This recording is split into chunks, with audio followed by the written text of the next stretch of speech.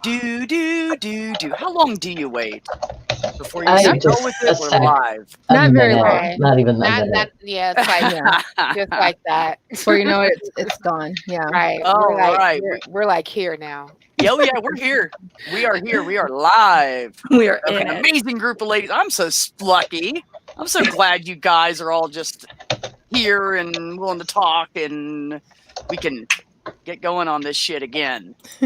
So Yeah, it's good to see you back. Huh? It's good to see you back. We've been missing you. It's nice to be back after like 2 months of no internet. Boy, that was rough, man. Wow. I was trying to talk to this chick. I was sitting in my truck every night.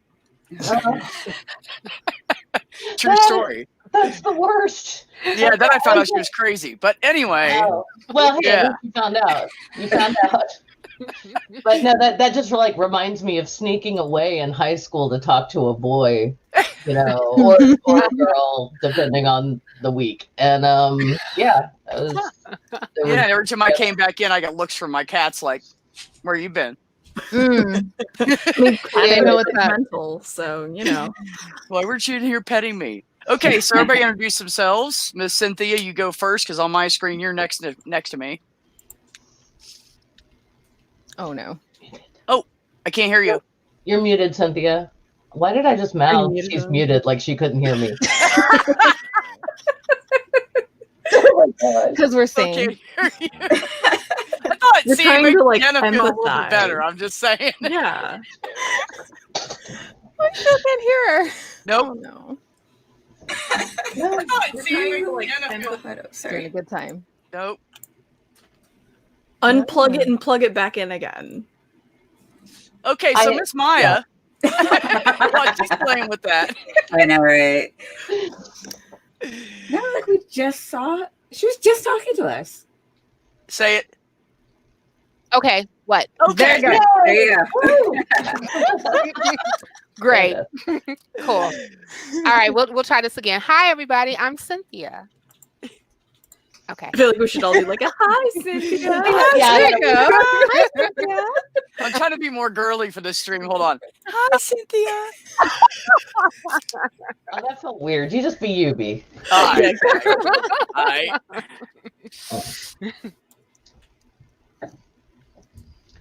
Okay. Who's next? Yeah, that's, Oh, I thought you do I were have to say add something about anything? yourself. I was giving you a minute. Oh, okay. Yeah. Hi, everybody. I'm Cynthia. I am an atheist. And I am on B streams right now. And I be streaming. And should I say where I'm streaming? Yeah, go for it. Okay, Tell yourself, cool. baby. That's the point. Go okay, ahead. cool. All right. So I usually stream on Monday nights on a socio-political show called The 13% that talks about socioeconomic issues concerning Black folk that specifically descend from chattel slavery. That's the name of your stream. I'm so sorry. I'd forgotten, and I was like, what is her stream? Okay, sorry. Yeah, Writing it down. that 13%. However, we are currently on hiatus until January 18th. We will be back on King's birthday. And we're actually going to talk about the impact of King on politics in the United States and globally. And also other things I do. I'm a new nonprofit. Woohoo! Yes, I have made it into the realm of the ACA. Go figure. So, and that usually airs Sundays at 3 p.m. Central Standard Time. Unfortunately, we have some technical issues, so I don't know when that next episode gonna go up, but they'll fix it. And I also write a blog called ADOSHealthandWellness.com. It is a blog talking about the social determinants of health of again Black folk who descend from chattel slavery, and I am a social worker in the Chicagoland area. My actual title is Ryan White Part D Medical Case Manager. I manage women and young folk who are living with HIV. Powerful. And that's a little bit about me. Okay. I think I'm done now. I think you're up for sainthood at this point. I know. I am not going next. I'm very lazy. You're going next, Maya. You're going Next, next. Maya. Yeah. Start with me. It's like I'm Maya. I'm nobody, but everybody knows me. You're like the opposite of nobody. Right. Um, Jesse Jackson said you are somebody, so we're going with that. How about that? I am somebody. All right, we'll go with that. I love it. No, I'm just really passionate. I'm very political. You'll see me on a lot of the political streams, but you also see me on a lot of I think everybody here, whether you're in the chat. I see a lot of people in the chat, so much love to everybody in the chat. And I'm a supporter. I'm a cheerleader. That's what I do, I guess, on YouTube. That's what I do in my daily life. I'm a human resources manager in a retirement home, helping the elderly die with death and dignity. We are your frontline workers. We have a COVID unit, and we will be my staff and people like our staff are going to be like the frontline workers receiving the Moderna shot later this year, December 30th, I think. So we're doing a lot of research and all that, and making sure that we're getting everybody, let's say tested. Before it was tested. All year it's been tested, but now it's like everybody vaccinated. Thank you. Don't be an anti-vax. I know that with a new vaccine, especially one that was looks to be created so quickly, it can be really scary. But you have to remember that we've had a lot of similar viruses all century, and they've been working on this vaccine. Like this is like just a long line of this is the latest of a long line of testing and vaccinations. When you're looking at other types of COVID viruses, this is standing on the shoulders of those. So it's not like, oh, we found out about a virus 9 months ago and voila, we all of a sudden have a treatment. Like this is like decades long progress. So it's not as scary as necessarily something that just started 9 months ago, and nobody's head is just like fallen off. They've not grown another head. Nobody's lost a limb, and we've been testing these out all year. We would have seen, yeah, always a plus. There are definitely do your research. Make sure that it's going to be compatible with your specific health conditions. But I don't want people to shy away just because of arbitrary things. We're doing a big push right now to get everybody educated on the vaccine, and I'm just as a general rule anti-vax.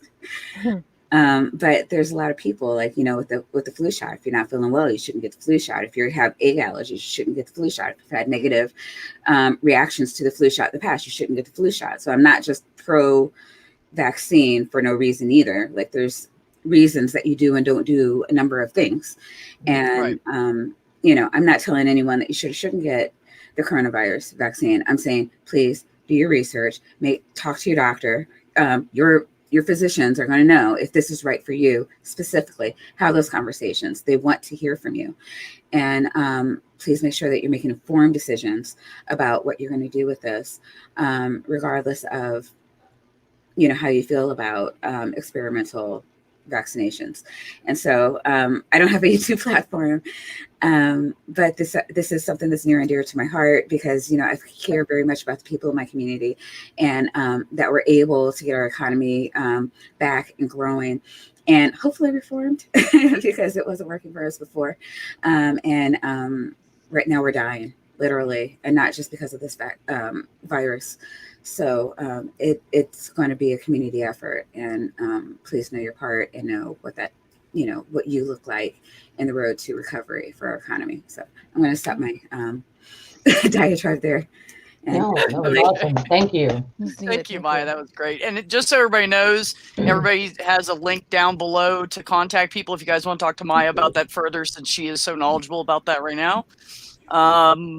hit her up on Twitter. I think I have her Twitter handle in the description. So, Miss Julie, thank you for coming.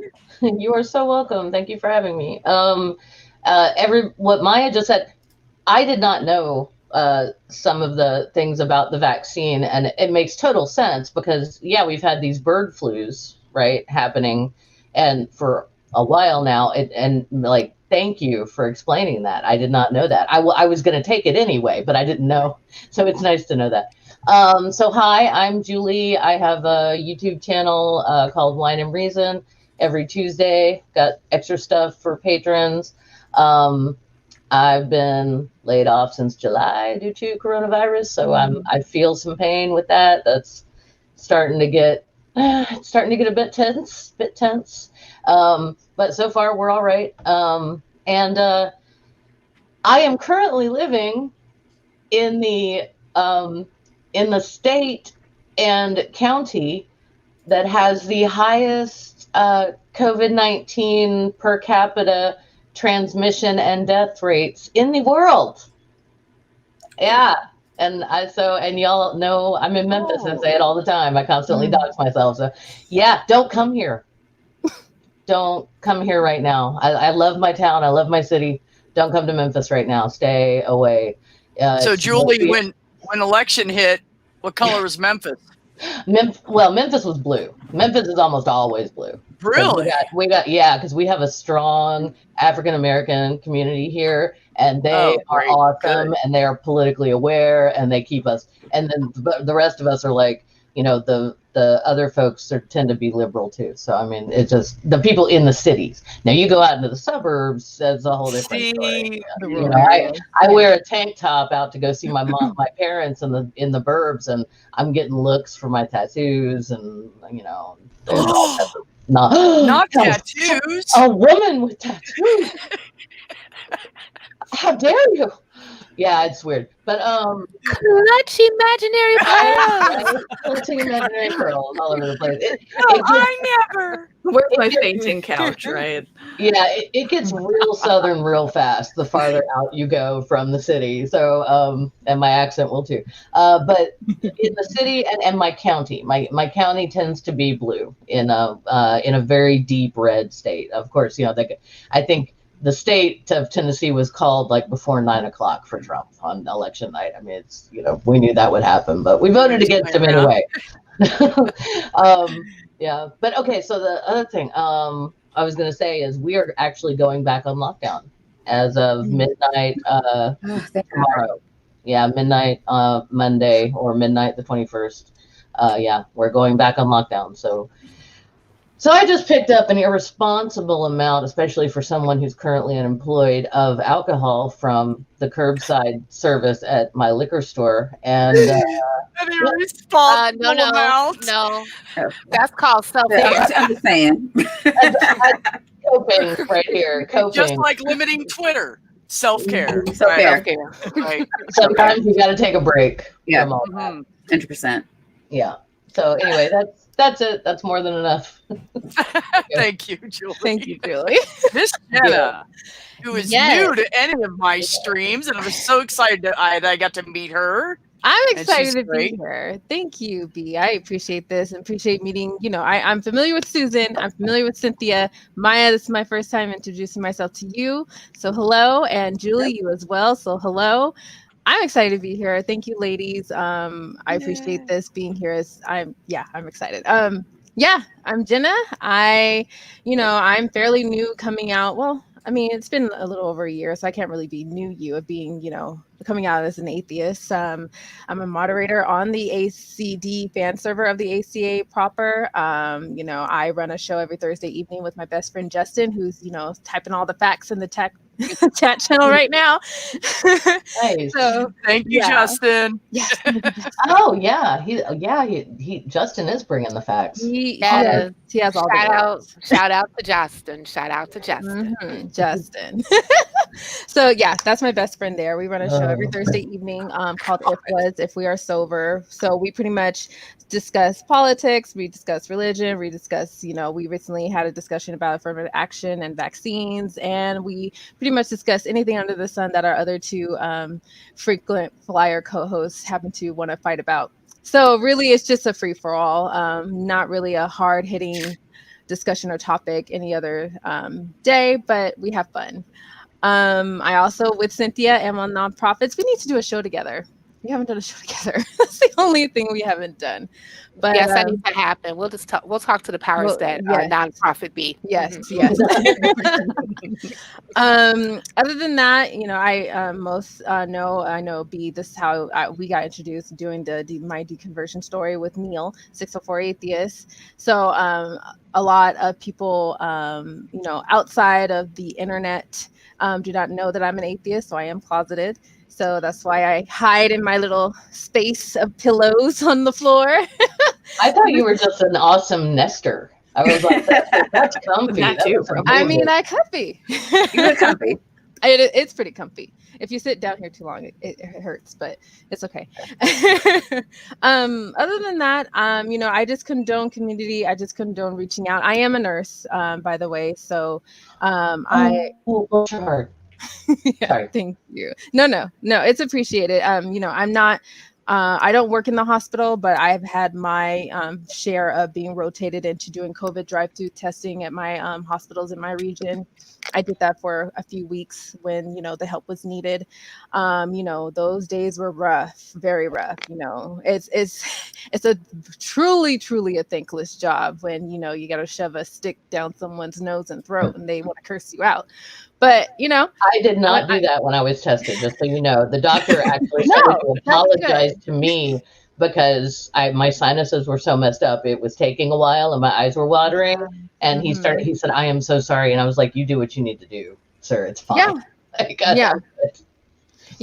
And that's just it. You have to do what you have to do in the moment because you just got to get through the line of hordes of people trying to get tested. And, not unsurprising, we have an uptick of, people that need to be drive-through tested now at our hospitals all over again because, flu season, the cold, and, you just have all sorts of sick.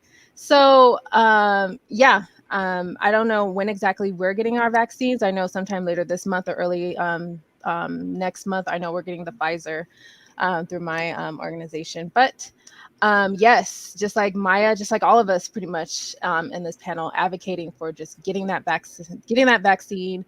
Don't hesitate when it's ready and available for you. It is very, very important to, practice that true herd immunity. Not the true herd immunity. Yes, because we have to keep in mind other people that absolutely can't, the immunosuppressed people, the folks that depend on us to protect them as well as protecting ourselves. So I'm a strong advocate for that. As far as what I do as specialty wise, I work in health education, more closely with weight management and bariatric surgery. So that's my line of duty. I've been doing that in about 4 years now, but I've had all other sorts of experience as a nurse. But that's pretty much it. Yeah, well, apparently you and Cynthia need to talk more. I'm just saying. You, Cynthia and Meyer are saving the world. She went, right? I'm hanging out in my apartment yelling at people about politics. That's what I do. Damn. That's what I do. Do things on Twitter. That's all I do. I don't even I'm screaming about politics 24/7. That's all I know. It's so great. shit. I was gonna, I went like my face just lit up because Jenna, I had bariatric surgery. I did too. I don't say that. I don't make Apparently it's a thing. Maybe I need to go have that done. Get rid of this. Oh, I did too. Oh wow. Okay. Well, we're gonna talk more. Okay. One of my aunts had it done, and it saved her life because she had developed metabolic fiddlesticks. It's connected to obesity, and basically your metabolism just stops working. And she, had like constant edema and was just kind of like metabolic paralysis, but I can't remember the real word for it. I can't remember the correct term. I'm sorry. But I know it. I know what you're talking about. But I mean, it's literally given her a new lease on her life, and has extended her life. Same. significantly. Yeah. So Same.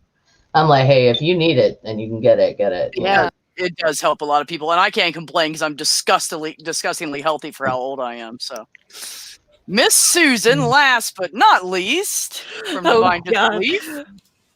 Oh God, I'm nowhere near as interesting as any of y'all are. As the Kidding, woman I'm that just free. did an interview with Mandisa It's Thomas. so not true. Right. So, yeah, I was Right, gonna say, hello. exactly. You just interviewed Mandy Saddam. You really That's did. true. So Susan, stop. So stop, please. Yeah. So I'm half of the channel Divine Disbelief. It is a collaboration with me and my boyfriend Nathaniel. He is sitting over there doing some work, so I'm Hi, being Nathaniel. thoroughly distracting. Hi, Everybody says hi. Nathaniel. Shout out to Nathaniel. We originally started the show doing stuff like news and opinion having to do with the atheist and secular community and stuff, but we have branched out into a lot of political stuff, social justice related stuff. I'm personally very passionate about stuff having to do with reproductive justice. That's sort of been my passion project for the past almost 10 years. I used to work for Planned Parenthood. I did a lot of fundraising for National Network of Abortion Fund, stuff like that. So that's sort of where my heart lies. I like everybody was saying, I have a show called Explain Like I'm Five, and I interviewed Mandisa Thomas this week, and that was like the most fun I've had in a very long time. That was so fun. That was so fun. She's just amazing, and I was fortunate enough to meet her at the American Atheist Convention last year, because obviously, you know, the one this year didn't happen, but the one last year, I had broken my ankle a few months before, so I was hobbling around in a little boot, and everyone was all like, "What happened to you?" So I got to tell the story of how I broke my ankle and everything. So I got to meet her and, you know, talk to her a little bit. And when I had messaged her, I was just all like, "Yeah, I got to meet you, and I had the broken ankle." She's like, "Oh my God, I remember you," and I was just all like, Hey, you had a memorable injury. There you go. fangirl. I would fangirl out. I don't know if I could interview her without. I did too. When we did the Black Atheist Roundtable, and Jenna was on it too, I fangirled. I was embarrassed. I embarrassed myself. But hey, I just love her. She does so much good in this world. She's just Mandisa is just genuinely good people, and I love her. I've also had people on, like I had Hema Mehta on for like my 4th episode, which was like a holy shit. Like I'm actually talking to Hema Mehta here. I'm trying to think. I had Neil on. I had Heath Enright from Puzzle and a Thunderstorm on. I missed that one. It was good. It was fun. I totally missed it too. I have to go back and watch some of these because Heath Enright. I'm gonna have No Illusions on in a couple of weeks. Wow. oh my gosh! Can he please do one of his diatribes? Just give him space to do 5 minutes of one of his awesome diatribes, and let me know when you do it. Who? I will be in the chat. Thank you. Oh, he wrote for the thing that they did for charity last year. I wrote to him about my brother who doesn't believe that we walked on the moon, and he went off about it was the most beautiful. It's on my phone. I will have it forever. It's the best thing. It's so marvelous listening to Noah Lipton talk about just because he never accomplished anything in his life. He's got to piss all over the space program. It was just so beautiful. Wow. Yeah, that's kind of like what Noah Illusions would say. I haven't done shit with my life, but I'm good with the space program. So. Yeah. Not everybody. I got him coming on soon. Godless Granny's on this coming week, so I'm very excited to talk to her. So that's going to be a lot of fun. Granny is so fun. Yeah, she is. She is. Granny. By the way, I advertised her being here, and I thought I must have misunderstood something, but I thought she was coming in tonight, and I know that it must have been a misunderstanding on my part. Because Granny always shows up when she says she's going to. So yeah, she does. Everybody just ignored that on the main thumbnail. Just shh, I didn't do that by accident. So she was on Junk Shop's 250th or 250 sub celebration today. I was watching that. It was hilarious. Yeah, wasn't that great? We did not know. We had no idea what they were gonna do. They just said we want to do something, and we were like, and Junk Shop was like, okay. And they didn't tell him. Them. Sorry. Okay. Oh, Yeah, that's no, even it is better. them. I didn't know that.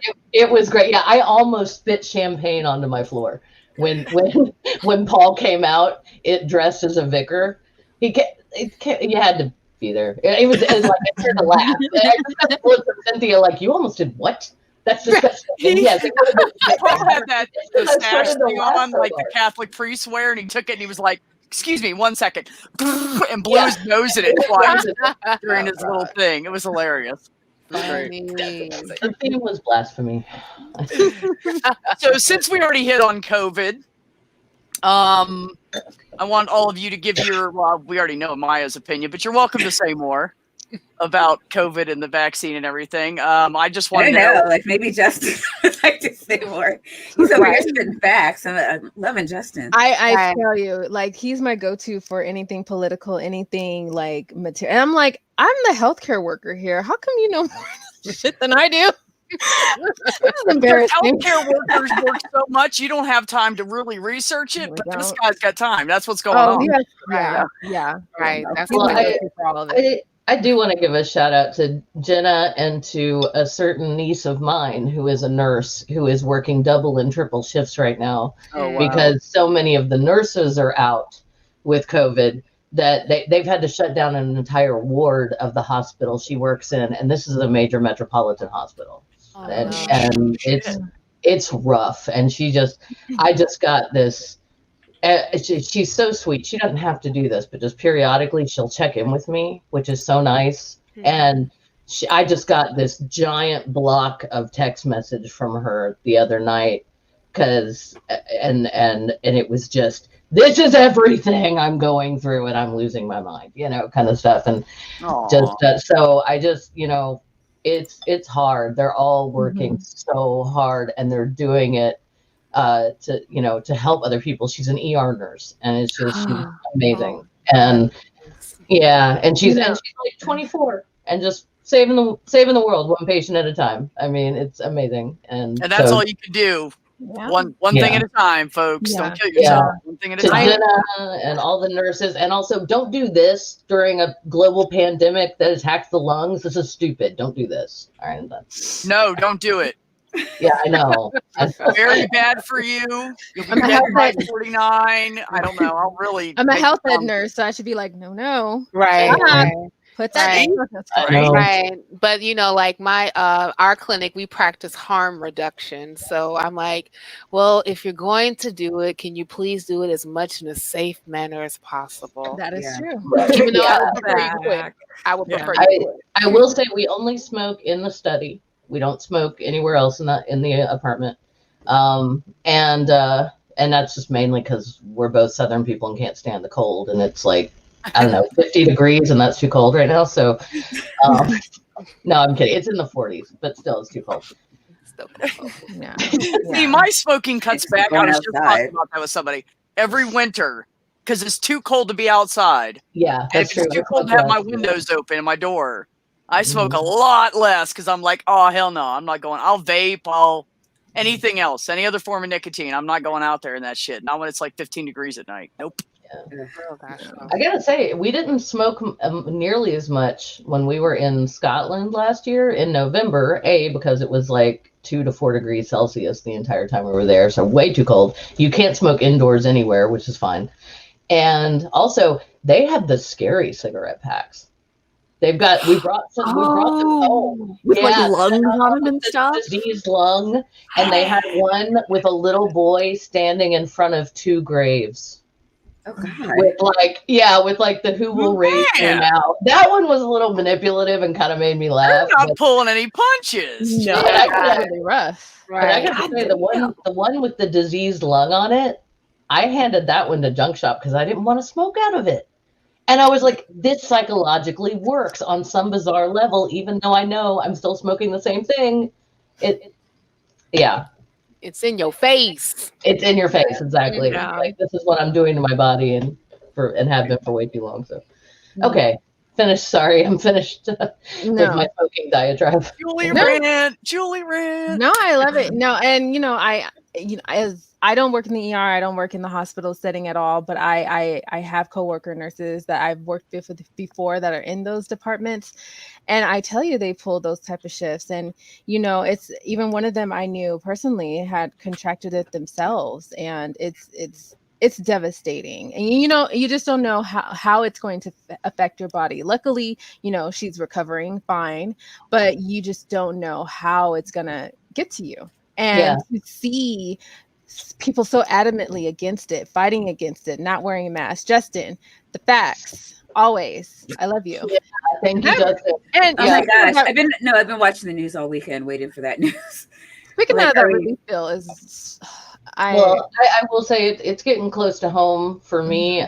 I told y'all before in the pre-show, but my sister and my brother-in-law and their daughter all have it. And now it just got confirmed today. And then also I've got two friends from my in real life D&D group, not the one I'm on online on Saturdays, but the two folks here in town who have been very safe, and they're one set of their parents. Both the mom and the dad have it. And this thing's like wildfire. It's like one person in the family gets it and everyone gets it. Yeah. Yeah, that's true. I had one of my sister's very close friends was a police officer here in Chicago, and when right around the time that a lot of us kind of got sent home, and and a lot of the shelter in place orders started happening, he ended up contracting COVID, and of course, like at that time, they really didn't have proper treatments for it, or even that was even available to say, okay, this works, that doesn't work, how should we deal with this, how should we deal with that? And unfortunately, he was one of the ones that was on a ventilator and didn't make it. Yeah. So sorry. And the worst thing about it is that none of us knew. However, a friend of mine that I went to high school with, who's an executive producer of a news outlet, messaged me on Facebook and said, "Hey, did you know this person?" And I was like, and as soon as she reached out to me and I knew what she did for a living, I immediately felt that it was bad news. Yeah. And I was like, yes. And then she told me that, this officer, I just found out that, he was one of the second officers in Chicago to contract COVID-19 and didn't make it. Oh my God. And I was like, oh no. Cause I knew that my sister wouldn't know unless I told her. Like, there was no other way that she was going to be able to find out if this happened. And so I had to go to her and I had to tell her that he passed away. And of course, she a mess, devastating. Yeah, a mess. We had to be there for her. And I knew other people who ended up getting it. One person was treated with hydrochloroquine and they went blind. Great. Oh. I'm sorry. I'm not trying to be sarcastic about the result. Look, hydrochloroquine I have to say how I feel about the vaccine. That shit freaks me out. Yeah. And the reason it freaks me out is because I know that it's all based on what we've known of that kind of virus for long. I get that. But I think some of these companies are rushing too much. I heard about some people getting temporary facial paralysis for 2 to 3 days after getting the vaccine. Mm-hmm. Well, I think what the hell is it doing screwing with the nerves in your head? That's Bell's palsy. Well, that's nerves being crossed in your head. I think it's a little bit. I think it's a little bit different when we're talking about some of these other treatments versus a vaccine. And I know that Jenna, you can help me a lot better with that. But when I think of hydrochloroquine, and like you said, Julie, this is an immuno treatment that suppresses the immune system. Mm-hmm. So if there's any type of issues that's going on with the body that is supposed to assert itself in order for it to fight whatever it needs to fight, there's a possibility that you might have an adverse effect. Now, luckily, the person that I knew that was treated with it did recover and they did get their sight back, but Oh, they thank had to goodness. go through an additional treatment in order for that to transpire. Oh, Now, thank God. now I did a stream I want to say Wednesday, this past Wednesday, right before we recorded for Nonprofits, where we talked to two PhD candidates, one who was getting their PhD in biomolecular physics and biochemistry, and the other one was getting their PhD in immunology with an emphasis in virology. And they both worked in one of the labs here in Chicago that helped do the research to help develop a lot of the vaccines that we're seeing that's coming on the market now.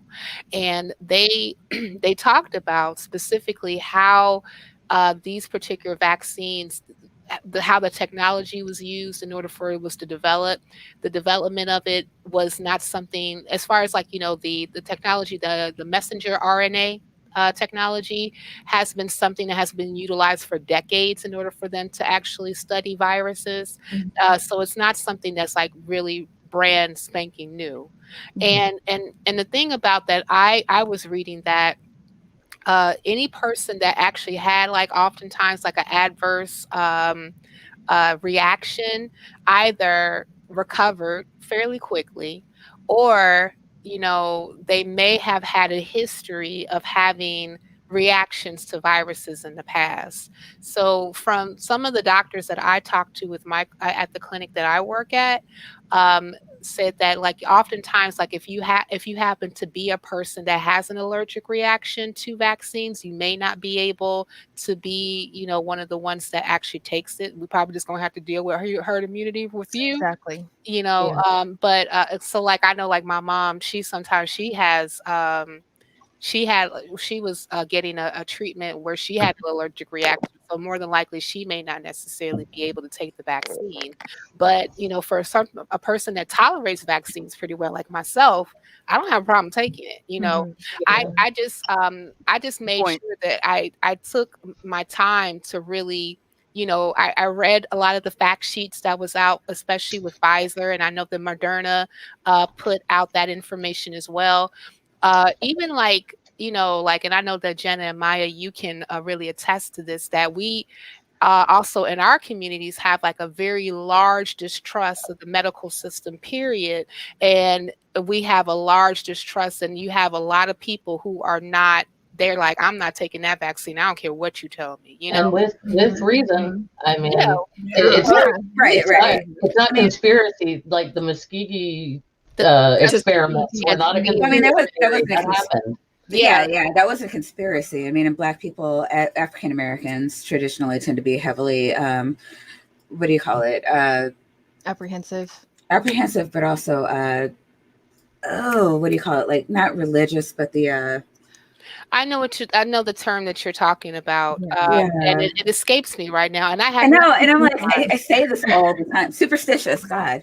Yeah, You can be highly superstitious. So it's like, oh wait, I don't know what this is. Like, so I'm gonna let's wait and see how the white people deal with it for decades before we dip our toe in. Even that's exactly the verbiage my mother used. Oh yeah, and she's a nurse. Yeah, I mean, now we have a long history as Black people of the medical profession not treating us as people. Right. So I can't even, it's hard for me, even when talking to my family, to be like, oh no, it's not like this, like I would perhaps with, other things like their finances, religion, I had to have a talk to my dad who had started getting into some Black Hebrew Israelite type bullshit. Ooh, Charlie, my mama. Yeah. I may or may not have cussed him out. I'm not gonna. I'm gonna lean towards it. Yeah, did right. But we but we start with like stuff like that. I'm like, no, let's squash this. We need to have rational thoughts about this. But when we're talking about something like a vaccine and the long history of the Tuskegee stuff, decades, people knew about it and like just didn't say anything. And so we're supposed to now magically believe that, oh, these people now have our best interest at heart just because the law was passed. Well, a lot of laws. a lot of laws have been passed. We still have redlining. Yep. We still have Black women being the highest, like having really, really high death rates Yep. for OB. Yep. Neonatal death rates and infant mortality Oh, rate. oh my God. Shame, no matter what your socioeconomic status is. It's Right. crazy. Right. Yeah. I mean, but implicit my bias state- is very real, and Very when it real. comes to the healthcare system. I was even listening to forgot what this podcast was. It's out of Minnesota. It's an atheist podcast, and they had this particular. I think he's like a tech person. His name is Alex Jules. I don't know if you guys heard of him. Oh yeah, Sounds he's in familiar. Dallas. Yeah, I've hung out with him before. yeah. So he was actually on their particular show talking about racism and AI, and he specifically got on to the how AI has been, just because the programmers already have implicit bias in it, that the AI now has implicit bias in it. Oh, And dang. it's kind of like, and then some people like, well, how can an AI be racist? I say, well, you forget that humans program AI. Yeah. Exactly. And oftentimes, and it may not necessarily be something that is conscious, like that, like we're going to specifically treat y'all like shit when you go to the hospital, right? But oftentimes, like when we think about like resources and care, that would be available in the medical field, specifically in African American communities, especially like those like communities that's like very much so disenfranchised, very much so low resource, very much so, and also like deal with like systemic issues of poverty and redlining and all the alls, right? Yeah. You're not going to get as high level as a care as you would in like a neighborhood that's like resource, that's richer, that's and as we all know, predominantly white. Right. It's the compounding disparities that, these communities are met with. And of course, it's not just, African American communities. I see it heavily in the area that I live in for Hispanic communities. Yes. Because now that in my department, with all of our health classes being virtual, no in person at all, all of it is predominantly, English speaking. So that predominantly leaves out this whole swath of people that need these diabetic education, that need that weight management education, even more so than before, because now a lot of those people are out of work. A lot of them are at home. They're taking care of their kids and trying to manage that because they're at home too. So, obviously, pandemic pounds stacked on. It happened to me a little bit. Now I've lost a little of that, but you see that, and we have the hardest time gearing that piece towards that community, and we wonder why. And the reason is we don't have the adequate resources, and we're not building up those communities, and we're not taking resources from here and placing it there, and we're not driving the biggest thing I know from studying and looking at the Hispanic community and in general, because that's been kind of like my focus with school, along with the African American community, but definitely this is that, especially when moving to virtual teaching, that demographic doesn't necessarily always have the technology to do so. No, they And don't. it's even worse when you have to have an interpreter involved and you don't have the actual educator speaking in their language. So you lose the connection with them, and you lose them wanting to continue to participate or wanting to even acknowledge the health risks that they have. Yeah. And then it just perpetuates. I know, like in our particular clinic, they made like a more concerted effort to increase our staff that is bilingual, and and one of the things that I was asking, and I'm still like pounding to them, I said, you all used to offer classes to staff. So that we can actually get our language, our language skills up. You need to do that again. And it doesn't hurt that, bilingual staffers actually get paid more. Just saying. However, I digress. Yeah. No, it's good to learn another language. No, it especially is. Spanish here in the US. It is. It is. But even like some of my coworkers even mentioned, like you said, Jenna, that, especially when it comes to technology, like, a lot of, and I think it's more so possibly, like maybe like the immigrant portion of the Latinx community or the Latino community, I want to ask, like, you know, personally, what do you prefer to be called? Because there's way too many names for you, and I know that some people don't necessarily like Latinx, some people don't like Latino, some people don't like Hispanic. But I be wondering, like, what do you want to be called? Right. But regardless, it's a lot of them that are technology deficient. You know, of course, there's the language barrier, and a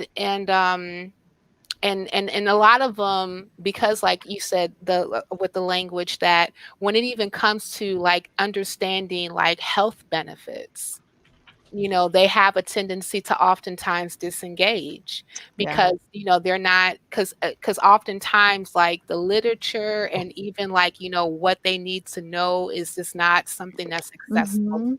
And I see it also with, you know, African American communities too. It's just that, unfortunately, we have a system here in America where the poorest of the poor just suffer the most. Yeah, and in that sense, it's, oh, I'm sorry, y'all. I keep messing with my light because I look weird. I'm totally washed out. Anyway, not important. I just thought you looked like Julie, but okay. No, thank you. No, I'm not quite this bluish pale. That's not normal. Anyway, but I'm fine. I'm healthy. It's all good. Blood oxygen is fine. But no, damn it. I was totally going to respond. Oh, yeah, you're right. Okay, so I grew up in a rural area in Kentucky before we moved to Memphis, and which was like, oh my gosh, there are museums and theaters. Culture? What's culture? Dances, culture. Right. Yeah, I mean, but yeah, I grew up in a place where it was very common for, I mean, there was definitely a strong Black community in my town, but there were definitely, the majority of the folks there were white. And then there were a few Latinx, I almost said Hispanic, damn it. I'm old, I'm 42, I'm sorry, I'm trying to work with it. There were a few, that's not a good excuse. Anyway, there were a few Latinx communities as well. And what was cool about that is, since being raised Catholic, they all went to my church, right? So it was like, I was very comfortable, you know, with that. But poverty is, it's horrific, and it's also a great equalizer, because you don't think you're better than anybody else when nobody in your neighborhood has anything. And but it's also, you guys were talking about getting out of cycles of poverty. It's so difficult for all of the reasons you mentioned, and also implicit bias is absolutely a thing. I know this book came out way too long ago, and I'm sure things have changed. I hope things have changed on some level, but if y'all remember when the book Freakonomics came out, and they cited like how often a resume gets dismissed if it just has like an African American sounding name on it. Yeah, absolutely. You know? Yeah, they'll just get dismissed out of hand without even a, you know, So so when you're doing that, how do you get anywhere? I'm sorry, that was my. Yeah, no, you're right. You're right. Did you know that the most likely kind of person to be prescribed pain pills is a white man? Ew. They give them as many pain pills as they want. What's up with that? Because everybody else just fuck them, you know. Basically, yeah. Basically, yeah. I used to work for a law firm that specialized in like personal injury stuff, so like car wrecks and truck wrecks and stuff. Right. And since it was in Dallas, there is a very, very prominent, you know, Black population, and while the coworkers that I had, it was, you know, primarily women that worked at this law firm, you know, women-owned law firm, women partners. But the settlements department that I worked in was, you know, it's sort of cliquey. So you had, you know, the white girls that were very sort of white girls, let's just say it that way. So very often one of them would be just all like, oh my gosh, did you see this person's name? And I would look at it and I'm just like, this is just a person's name. Mhm. And I'm just like, why is it that big a deal? So there was one woman that I called, and I was confirming some information from her for her email address, and I read her email, like instead of spelling it out, I like read it out to her, and she goes, "You're the first person that works at that firm that has said that right so far." And I'm like, really? And she's like, yeah, it's like a biblical name. And, people typically, because she had been dealing with a lot of white people as a Black woman, she's like, typically people don't know how to say it, or they don't bother pronouncing it. So they just spell it out. Mm. Oh, wow. And I'm just like, No culture. That's why the are you problem. not- They why grow are up. you not And that's the trying? other thing. Like, it was a biblical name. Yeah, so there was like no excuse. Like I don't even remember what the name was right now. I just remember this experience, and she was like, it's like she was really grateful for me, like actually giving a shit about it. Mhm. I mean, if Instead all of these just atheists cutting can off. pronounce the biblical names properly, shouldn't other people? Yeah, thank you. You asking for Hey. way too much, B. If Jung Chub and I can make it through the bagats, then Oh my god! lawyers can Julie, try to when can pronounce we the restart name. that? Because I missed the first half of the bagats. I need him to Just skip restart. it. Skip Oh, it. wow. Oh, Skip God. it. It's There's hell. No, it's been a People had joke between kids. me and Julie. Right. That's all Months you gotta now. know. It's like people Yeah. had kids. Moving on. What is Right. funny is when a woman is actually named in the bagats. That is so I know. rare. It's so Yeah. rare. There's like, I want to say there's like 5, and that's it. And that's a lot of it. And there's like five women, who was born of whoever blank. And you're like, wow, she was important. It's like finding a named character, killing a named character in a computer game. What are those things that the kids play? No, I played this too. Skyrim. Gamer. You know what I mean? Dang Skyrim. it. Yeah, thank you. Oi. What's wrong with me tonight? What's wrong with me is I found play out Ark. that That's what my I sister has COVID, and I'm very worried and upset. That's what's wrong with me, and that's my story, and I'm sticking to it. Damn it. Oh, you're Sorry. All right, ladies. Yeah. I think it's a good time. Mm. Let's talk about this election real quick. See what everybody thinks. Where you guys see everything going. Who's happy? Who's pissed? I don't think anybody in here is pissed right now about that. No, just stay safe, Biden. Stay safe. Yeah, I'm so apathetic. Yeah. Same. That's kind Same. of like by the time that like Biden was declared president, when he won the election, I was like, President-elect, yeah. president-elect. I was like, Yeah. I mean, like, I didn't, to be honest, like, I did not vote for Biden. I didn't vote for Trump either. I think that, and I had basically like I was weighing the issues that I had with Biden's policies from the time that he was senator. And even like, and also too, like, I didn't particularly care for his dismissiveness oftentimes, especially when he talked about the crime bill not being a major contributor to privatization of state prisons, and also being also a major contributor to mass incarceration. He kept denying it. Finally, when he was on the debate stage, he said, "Oh yeah, that was a mistake." I'm like, something you should have admitted to very long ago. And also too, like, looking at like some of his C-SPAN is a motherfucker. I just want to tell you that. Ain't it though? Ain't it? One of those few Bible verses I like: "He who increases knowledge also increases sorrow," and it's fucking true, unfortunately. Yeah, true that. But yeah, like when you actually got a chance to like listen to a lot of the ways that he even engaged, like civil rights leaders. He could be very condescending, and matter of fact, I listened to his Zoom meeting that he had with different civil rights leaders from like the NAACP, the Urban League, the National Action Network, and a couple of others.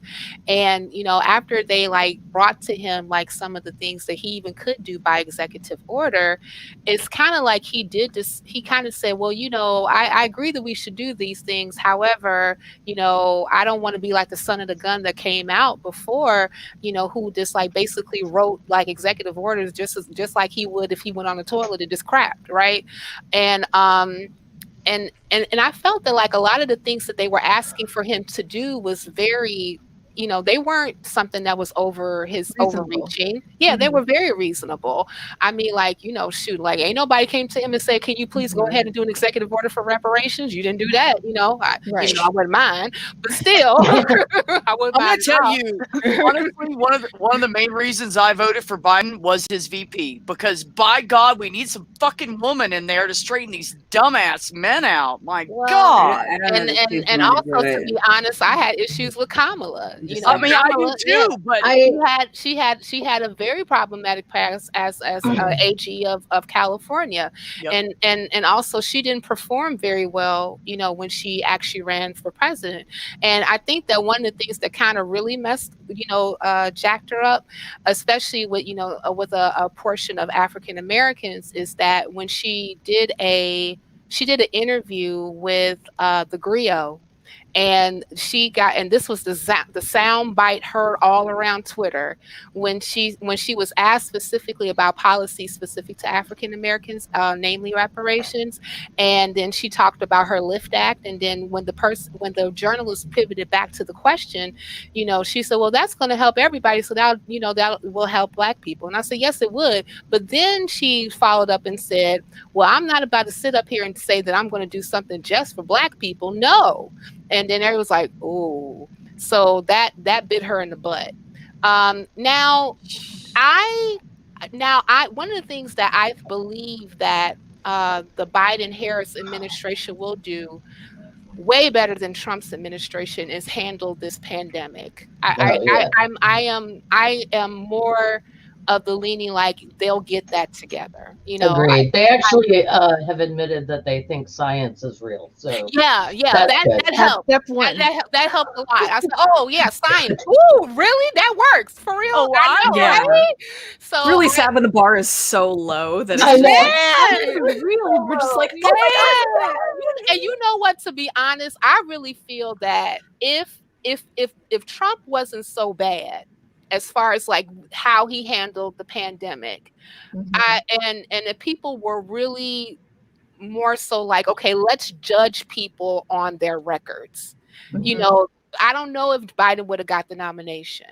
However, because the bar was set so low, like I remember my nieces tell me when Biden found out that he became president-elect and he did his speech, and the first thing they said was, wow, he spoke in complete sentences and actually sounded presidential. I was like, God damn. And I think that's what I missed over the last 4 years. Yeah. I can tell you one thing for the last 4 years: ABT. Anybody but Trump. Yeah. So I just waited for I know this guy's going to win, and I voted for that motherfucker. That's exactly what I did. And I did. I think that's what a lot of people did. A lot of people was more like, anybody but Trump. No matter who. Yeah, I am. He is. I'm not even look at all the people we talk to overseas. They're all like, you guys are idiots. Yeah. The day after Trump won, like when I found out, first off, I cried. Second off, I called my aunt in Canada and said, can you please get your spare room ready? I'm moving in with you. And she's like, no, you're not. I said, shit. Right. That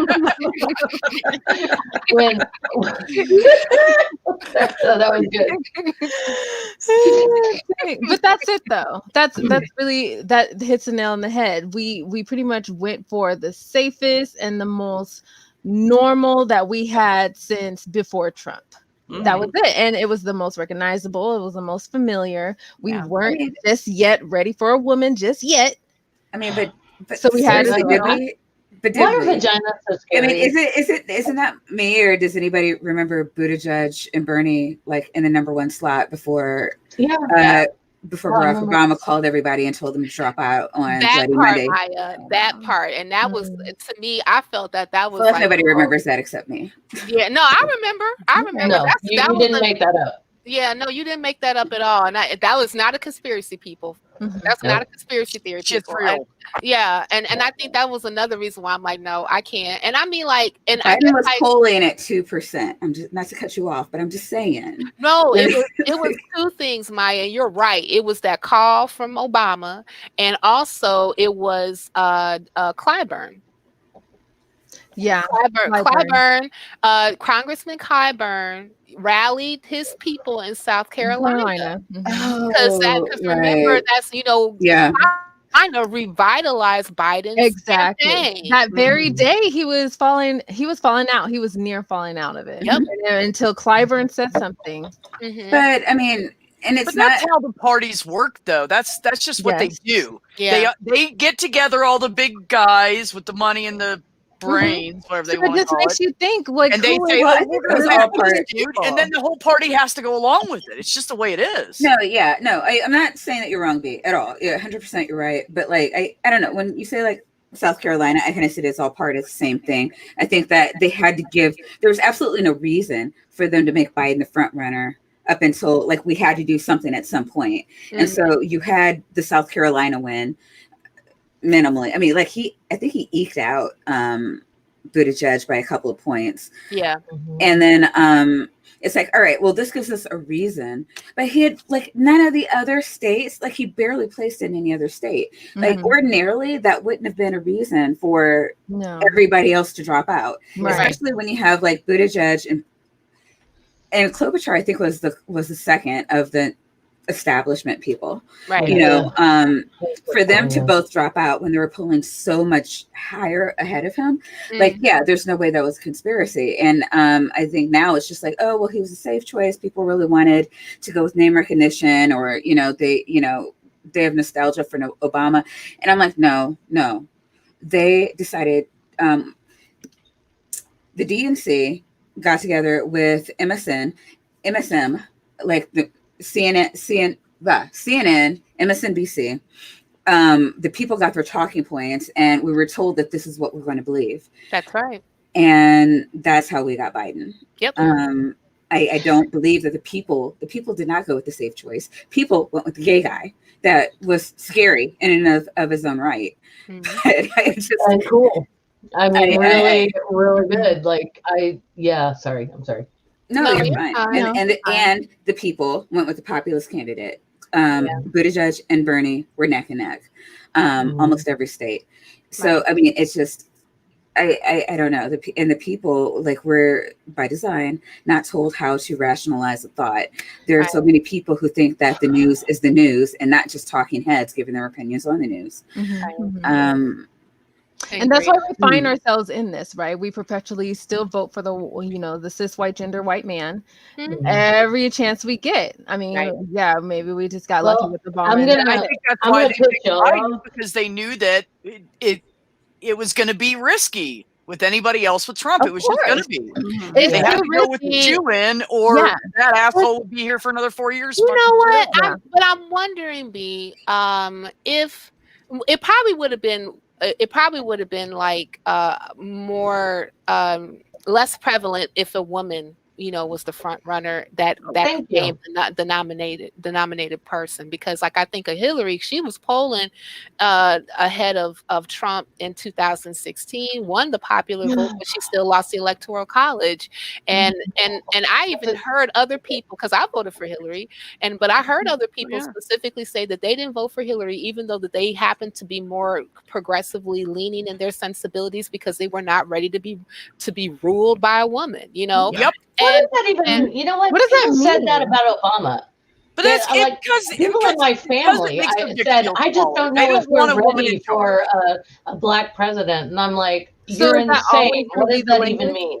It Not means they're always gonna be sexist good. and it means they're racist. Yeah. Yeah, That's okay. the Yeah. only thing Yeah. it could possibly mean. Yeah, It's thank a you. nice Yeah. way of saying just exactly that, Maya. And we'll forever say Yeah. that same thing. Oh, we're not ready for a woman. Yeah. We're not I ready mean, for a black man. I primaried for Liz Warren, and I because Same. I liked her. I looked at her platform and I liked her plans. And I know the joke is like she had a plan for She had a everything, plan. but she She freaking said did. Yeah, She she said it did. herself. She did. Yeah. That's not a bad thing. It's Right, not bad. no. Yeah, I was like, no, she'll get things done, Done. and this will be awesome. And and I will say, okay, when Kamala Harris came out and she was wearing the suffragette white and she was giving her speech, I did cry. I did. I because I did too. I when I voted for I did when not. I voted for Hillary in 2016, I cried as I was casting my ballot because I thought I was voting for the first woman president of the United States. No, I know I was voting for a corporatist Dem, and I'm just like ideologically. I know, and then I can't believe that we can do Right. that. I mean, I like, know, and I not know to that be- it's so reductionist. It's so reductionist, and I know that Hillary is problematic. Yep. And she did a lot of bad things, but she was always also the Secretary of State. She was certainly better qualified than Trump.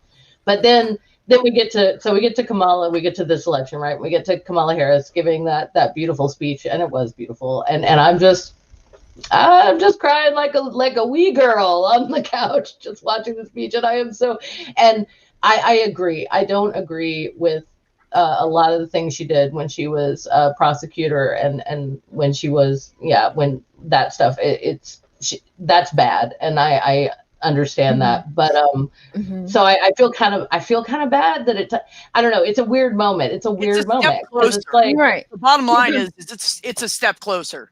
yeah. It's a Right. step closer to not only having a woman, Not only it's women, like but it's a woman not of white. color. And it's like, That's it's woman. just so huge. And I wish this wasn't still such a thing here. Like I wish, but it is. One of the things that I'm hoping to do, and I remember I was on a stream a few months back, and I talked about representation, and one of the guys took what I was trying to say about representation into, oh, you want somebody to look like you in high place. I said, no, they don't necessarily have to look like me. They don't have to be a woman. They don't have to be black. I just need somebody to represent my values. That's what I'm more concerned good about. luck with that one. Yeah, I know. Some of us and have too high a standard, Cynthia. It's never going to happen. You're never going to find a politician that's going to do what we want. It's true. It's not going to happen. Never. Go I'm sorry. Never is No, like really. We see it in other countries right now. We need to. I mean, there's a number of things that we need to get in place first, and it's hard because we have them making their own rules. It's not impossible. We see it really every other industrialized nation. Like they have populist candidates. I mean, there's a lot of things that we need to overcome. We need like better education. We need campaign finance reform. We need to like get this two-party system, like just the mentality that we have to have a two-party system. Yes. Yeah. You know, like people think that anything else is like throwing away a vote. And I'll tell you, I'll be honest, like I actually didn't vote for Obama because like I just didn't see the Republicans being and the Democrats being any different. I always voted for libertarians because they had the highest percentage. I'm like, my thing at the time was just like, we need more representation. Like we got to get the whole two-party thing. We just need somebody else to hit that 5%. And then once they get there, they're going to get the money and the whatever, and we'll get more people at them. And then I'll look at who's next. Probably the Greens. We don't know. But like whoever's the next underdog, then I'll start voting for them. It's not necessarily like a lot of people are like, oh, well, but Gary Johnson and da-da-da-da. And I'm like, you're not voting. If you're voting third party right now, you're not voting for a person. You're voting for recognition for the party because the person's never, ever going to get into office. Right now, we just need the parties to get recognition. And then once the parties get recognition, okay, fine. Then the candidates can stand in their own laurels. But there are things that we can do, and we can look at what other countries are doing. Even the ones that are kind of poorly run, let's say even England, they have a bunch of different parties, and you know, the people are being represented. We are not. I've always thought that we look more kind of like India. But India, my gosh, if you've seen them, I am so freaking proud of them right now. And I wish the American public would, like most Americans didn't even know what a general strike was, or probably still don't even know what it is. You know, But I just smiled like I knew what you were talking about, and then I realized I totally don't. Can you summarize the situation in India? I heard it on Educate us, NPR. Maya. That's the reason Please I know educate anything us. about it. Educate us. I have no clue. Oh goodness. I'm sorry. It's like where to Susan, start. Susan, I know. cannot It's like, sum where up do you Susan's start? I been just want to be like, most Susan, limp. or does Nathaniel want to jump in on this one? It's so hard to like, yeah. So India is, gosh, they've been so oppressed for so long, and they've been kind of inching the poor have been inching their way up. I've been looking at that in the past couple of decades, but I mean, it's still really bad. Like you know, a lot of people probably notice like a lot of call centers been outsourced to India, and that's because you can pay Indians in a month what an American is asking for in an hour. And it's been insane. They just finally said, I've had enough. Now, India, actually, I didn't know this until the general strike. They have a lot of unions. This was a union organized general strike. 250 million Indians are just like, fuck this shit, no scabs. We're not doing shit until we get fair representation. Oh yes, that is amazing. Okay, thank you. I didn't know. Yeah, it says on here the strike was organized by 10 trade unions across the country and was supported by the Indian National Congress, Communist Party of India, and other left-wing parties. Trade unions estimate 250 million people took part in the strike. It was arguably the largest in history. The strike was followed by a farmers' march to New Delhi, which arrived there on the 30th of November with tens of thousands of farmers surrounding Delhi. Yes, awesome. I mean, because you want to talk, I mean, they still, excuse me, we still haven't finished. It's getting closer every year, but polio still hasn't been eradicated in India, right? Yeah. So it's, and a lot of that is, you know, population, huge population, but also poverty. That's the. It's true. But yay for that! That's amazing. That is amazing. Sorry, I brought it down for a second. But India still has a very strong caste system, even though they say no. Oh, yeah. No, they do. I know. I grew up with girls who were born of Indian parents here, and that was an awkward way to phrase that. But mainly, you know, girls who grew up American, their parents had immigrated from India, and one of the girls was. I'm going to say it wrong. Nope, not going to say it because I'll say it wrong. But anyway, she was very high caste, and as her parents were. And because her parents couldn't find a young man of sufficient high caste here in my city for her to marry, they were talking about sending her back to India and were going to marry her to one of her uncles. Oof. By the way, it didn't happen. It's all right. She's fine. She's here in the States. She's okay. But that shit happens. It still happens. Oh, and you know, and I'm not, again, I'm being very careful not to, you know, say any names or anything, because she's also not entirely, she's more like me in terms of sexual orientation. So yeah. That's right out. I've been looking for an Indian chick this whole time. Hook me up. No. Hey, she's really gorgeous. I can tell you that. I had a crush. I had a crush for sure. But yeah, it was a problem. Like for her, like basically she could do anything the rest of us could do except date. That was the forbidden thing. She couldn't date.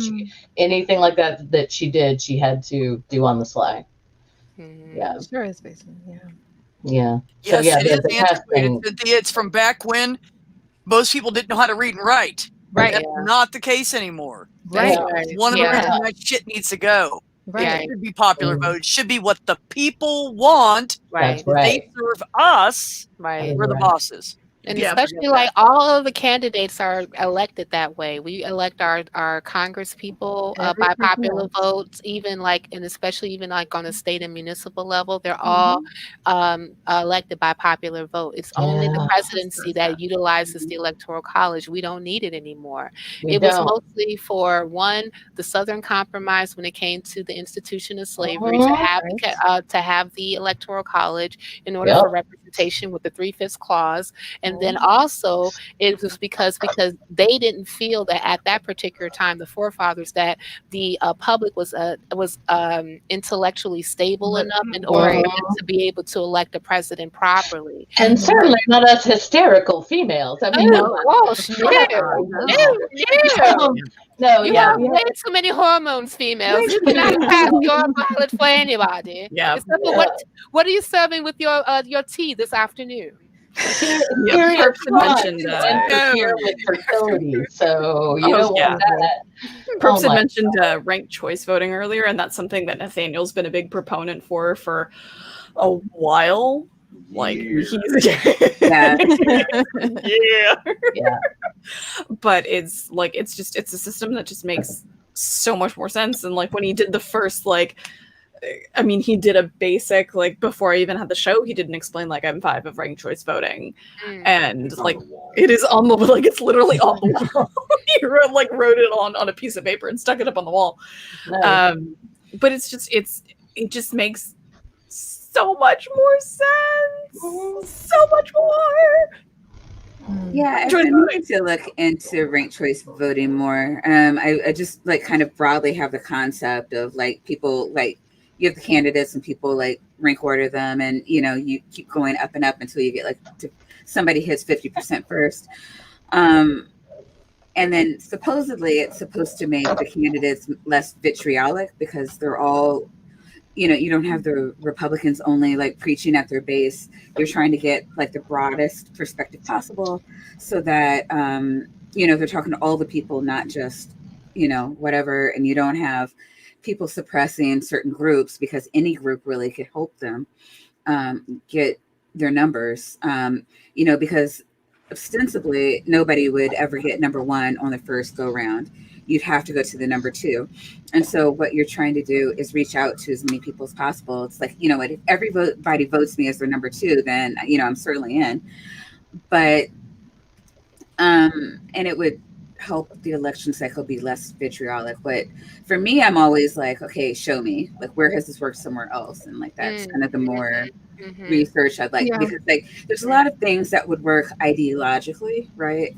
That we don't necessarily see happen when it actually goes into practice. For instance, forever Black people are like, we need more representation, we need more representation. But then when you see Black people actually like, as mayors and on the in City Hall, the council and City Halls, which I don't know why I can't think thoughts today. We still see Black people acting like people and going towards the money. And so now we're in a position where we're like, all right, well, that didn't work either. So what do we need to do to kind of get this reformed? Because like, I'll ask myself, I live in Baltimore. Bless your heart, Maya. Bless your heart. There's so many, but there's so many technical writer jobs there right now, and I can't afford to move there. Oh, you should. There's always jobs. There's always jobs in Baltimore. But now that I know you live there, we're blue of California. We take care. They do take care of the poor. I'll hand it to that. If you need Medicaid, Medicare, if you have disability, if you need food stamps, if you are out of work, like Maryland takes care of its people. And that's one of the beautiful things of being in a truly democratic state. But what we need is smarter people. We need education reform. And they, God bless them, have thrown more money at the school system. But now what we have is one of the highest fund school systems that's not actually producing smarter children. So it's like, okay, in theory, these things should work, but in practice, they're not working. So we need more than theory to go behind this. We've had a similar problem here with the Memphis City school system with because we got a lot of money from the Bill and Melinda Gates Foundation, and they're awesome, by the way, for doing what they do. But we got this money, and and then I would hear story, and I think it just, the optics were horrible, and it made people feel horrible, because basically one of the programs they instituted was grad students from the University of Memphis would go into schools and, you know, help teach English classes and stuff. But the majority of those grad students were white, and they were going into majority Black schools, and basically walking into a classroom where a teacher was Black and had been doing her best and doing, you know, everything she could, and working as a public school teacher in Memphis, Tennessee, which is one of the hardest things. I'm sorry, it's fucking hard that anyone can do here. And they kind of saw it as a slap in the face. And I get it. Like, I get why they saw it that way. And so essentially the students just kind of followed, like they do, the attitude of the teacher that they knew and had been with. And when that teacher like just kind of tuned it all out, the students did too. So unfortunately, it's like they threw all this money at the problem, but they didn't have the right, they had no knowledge of it's like what they're doing with our apartments right now. Like, they're gentrifying our apartments. They're going to double the rent next year. And the majority of people who live here are students, retirees, and couples like us who don't have kids, and or really young families. Like, they've got their first or like 2 kids. This is a really inexpensive apartment complex in a decent area, you know, and that's what people are attracted to. When they double the rent next year, this place is going to empty out because nobody can afford to live here. And it's because they don't understand how this town works. Nobody pays $1,500 rent here. That's just not done. I personally feel that nobody should ever pay a $1,500 rent. Thank you. I don't think anyone should either. That's insane. It is. They did the whole like severe gentrification thing in Austin, like on the east side of Austin, which was a historically, you know, like historically populated by minorities, by Latinx people, Black people, you know, just not white people. And then they decided, hey, the east side of Austin is really cool, so let's go ahead and fix stuff up and, you know, run all the people out who are the undesirables. Please understand that I'm using that with quotes, and I'm not actually saying that like anybody who's listening don't I don't know what you mean. Absolutely. We know what you mean. They did the same thing in Chicago. Yeah, and it's like, and I'm like, the problem with Austin is that there's a bunch of white progressives who claim that they really want to make things better for everybody. And the problem is that they never do. They don't vote for the policies that actually, you know, benefit, you know, the underserved communities, the primarily the majority minority communities. They don't vote for anything that actually benefits anybody but themselves. So you have the people living in like far south Austin in Circle C, which is the super ridiculously rich little not suburb neighborhood. There we go. I'm grinning at your kitty. It's not. Yeah, keep talking about the serious thing. It was just adorable. But you know, they sit there living in this really, really ridiculously rich neighborhood, not giving a shit about what happens to, oh my God, what has stuck to me? Not giving a shit to what happens about, or to anybody who they pretend to care about. Yeah. Like they say, well, you know, we want to make sure that, you know, that you know, education is all equal across the board. And it's just like, okay, well, redlining, like Maya was talking about earlier, fucking redlining is a fucking thing. And I think a lot of people that live there who are like, I'm super progressive, don't understand the connection between property taxes and education and redlining and all of that sort of thing. Like they don't get it. They're going to do the surface progressive thing, but they're not actually going to do anything to affect real change. Yes, exactly. You know, I think like a lot of people And I know that some people may disagree, but I think that a lot of folk, especially when we come with policy, historic policy that has been very pervasive and adversely affected people who, of low means, like redlining, especially to the Black American community, don't even know what it is or even how it works, Mm-mm. or like, or how Yeah. that policy, even though there's been plenty, but that specific policy has been exacted to really hold back a whole community from obtaining wealth. Mhm. So oftentimes when you would hear like folk like, well, my family did it, what's wrong with you? Yeah, pull yourself up by your By your bootstraps. Which is bootstraps. a You know- literal impossibility anyway. Well, as Dr. Martin Luther King Jr. said, it is a cruel jest to tell a man to tell a bootless man to pull himself up by his own bootstraps. Thank you. Yes. I need some boots first, and if Yeah. you could throw in a couple of laces, that would be great too. That'd be useful.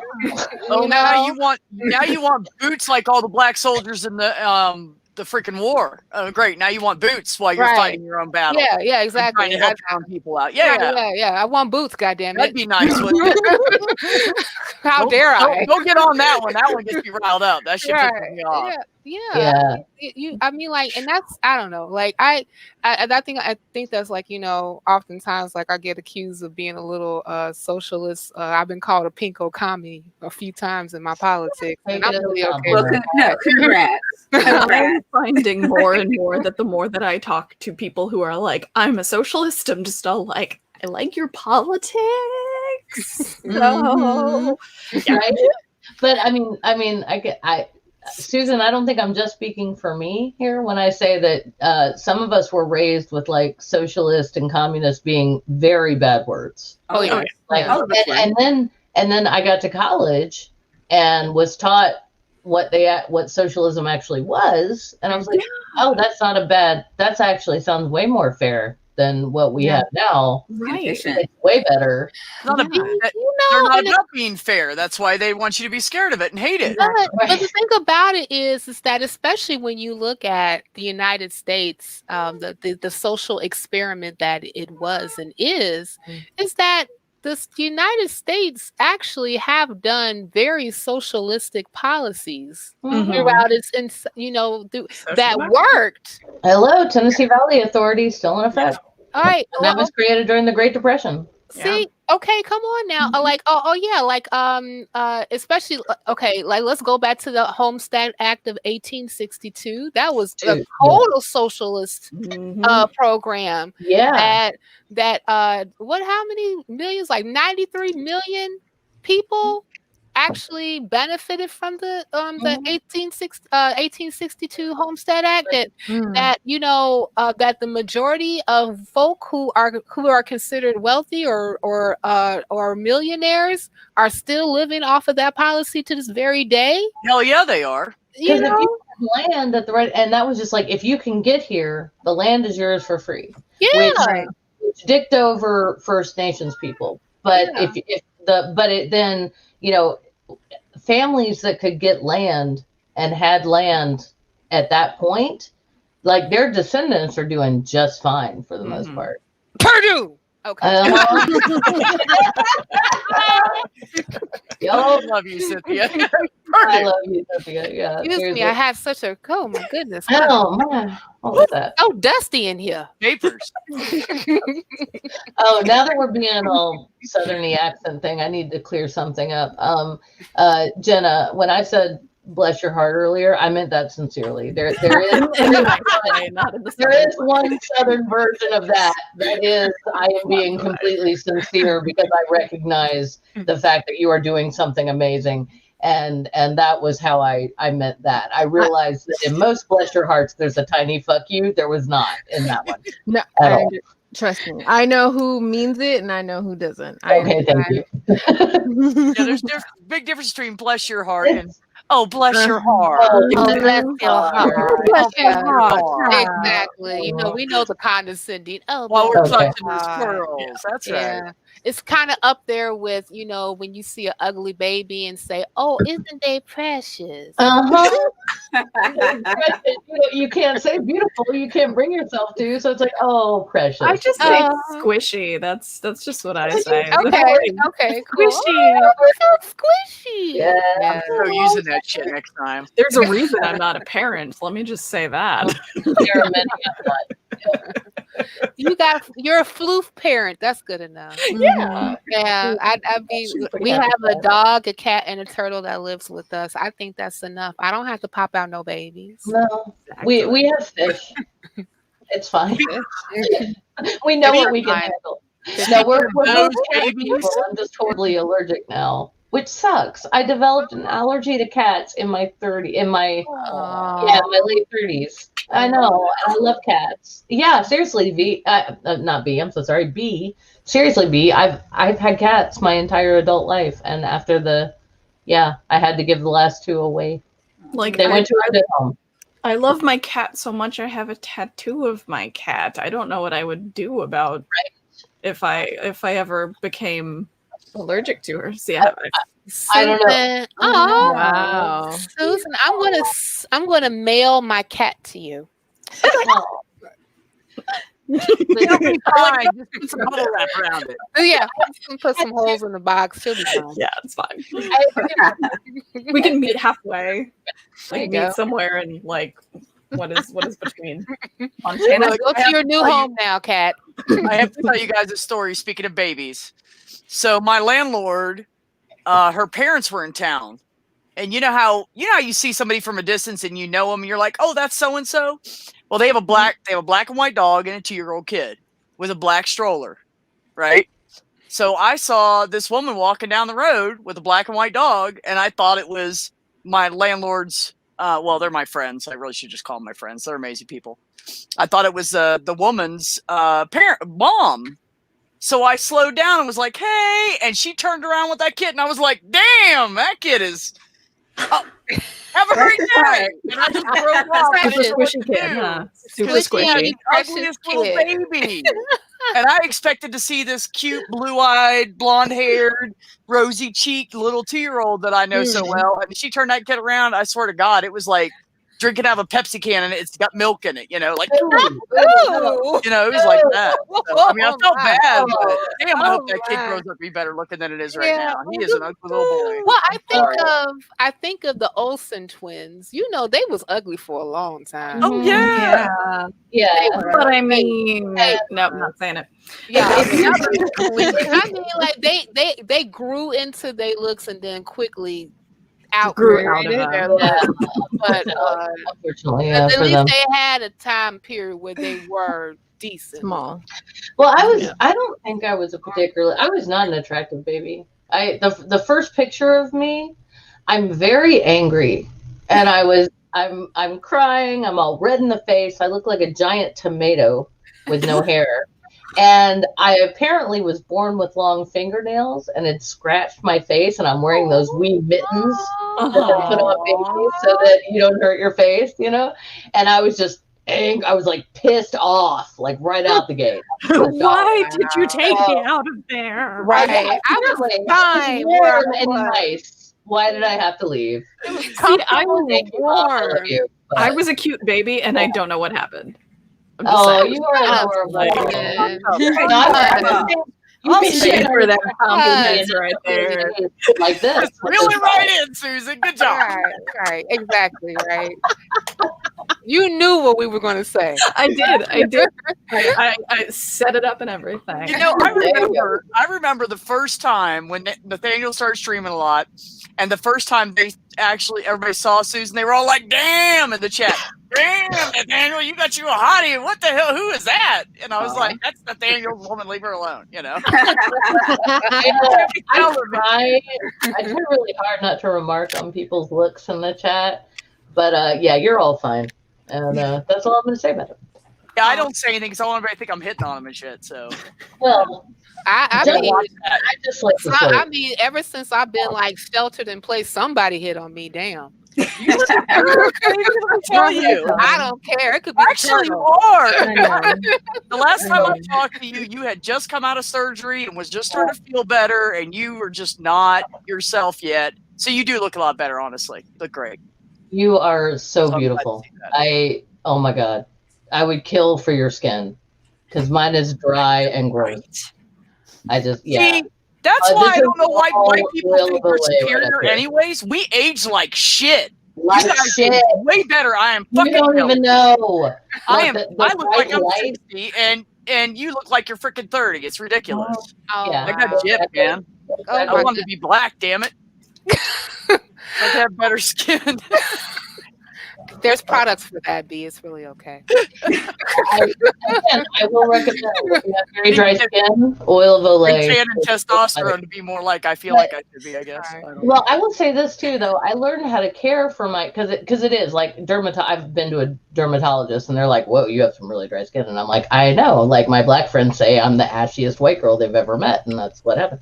But I'm sorry, I know that's weird, but it's what I've been told that more than once. So, but the thing is like, you know, like if you want to know what kind of, like, I buy the cocoa butter lotion, you know, I buy the stuff that works because luckily I had friends who were like, you need this. That And they was were like right. the first thing that I got. They slapped on me every time I like bumped something, hit something, fell downstairs, ran into a wall, ran down the porch, ran down the sidewalk, ran down the street. I was a very accident-prone child. I was gonna say. I'm surprised I'm still alive, y'all. To be honest. You look, I'm not trying to jump on the bandwagon with that, but I have scars all over my body. I've cut my head open, I don't know how many times. Oh I've my knocked gosh. myself damn near unconscious, smack on my head. I've busted my knees up, my elbows. Like, my mom used to call me her little baby giraffe because everything that I was just knees and elbows. And I was always hurting myself. Awkwardness. Always. Right. One of us would come in and mom would be like, all right, number 6, what you got? You know, like, what do you do now? Number What do you mean? six. God, your mother. How?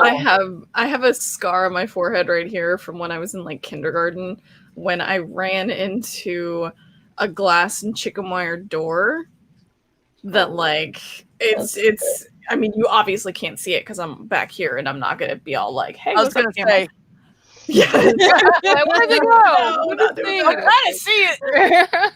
It's like I'll just like take a picture of it and be all like, that's what it is. No, that was like the only thing that I did when I was like, I didn't break a bone until I was, how old was I 2 years ago? 32. There we go. Well done. I've Yeah. never broke a Right. bone, amazingly. I've never broke. I've I've fractured broken like a bone. I don't Like those, recommend it. I like, don't recommend it? I don't No. recommend it. Yeah. No, I I don't. fractured my collarbone, and actually, if you run your fingers along it, you can feel where it healed. Oh, Um, cool. That And was when like, do I- That's horrible, like horribly Okay, painful. I'm sorry. I had to flirt with somebody. no, B. You know, you're welcome to flirt with me anytime you like. It makes me That's happy. right, baby. JSL ain't here right now. I'm just Oh no, saying. it does not offend JSL at all. They're good. We're solid. But No, we do they know I love them too. Exactly. And just to be clear, we don't consider harmless flirting cheating. That's psycho. Okay? We don't do that. It's like, Right? Right. That's how I love my boo True. thing, but I'm still like, somebody hit on me, please. yeah, exactly. Like, as long as you It come has- up to me, right. I don't care who you flirt with. It's fine. Right. I just want this to be affirmed Yeah. that I Me and exist. Tommy Who are it. you telling? That's all. I mean, Well, like, girl. Hey, we all want that and need that. And I am on a panel with some of the most beautiful women on the planet right now. And I feel very That's how I feel. grateful for that. Thank you, B. for Same. getting us It's a over great there. view from here. I mean, I kind of missed being in here. I haven't seen this place for a while. So weird. It's nice in here. It's comfy. Good conversation. Yay. aw. Okay, so anybody's final thoughts? Anything you want to bitch about? Anything you want to talk about we haven't covered? Anything on your mind? Take your vaccines. Please. Take your vaccine. Yeah, wear a mask for fuck's sake. That too. Wear a mask and Wear a if you mask. don't have Especially if you don't get the vaccine. right, especially if you don't get the vaccine for, because you might have like an allergic reaction, wear a mask. But if you're not gonna have allergic reaction, take the goddamn vaccine. I mean, shit, I'm ready to come outside. Thank you. And by the way, let me say this. Being that I was actually, Jenna, I know where you're coming from because I used to work for CVS. They fired me. It was the best thing that ever happened to me. It was great. I was so happy.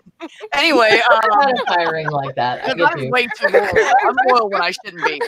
But I was doing on-site COVID testing for almost 2 months, about a month and a half for Netflix.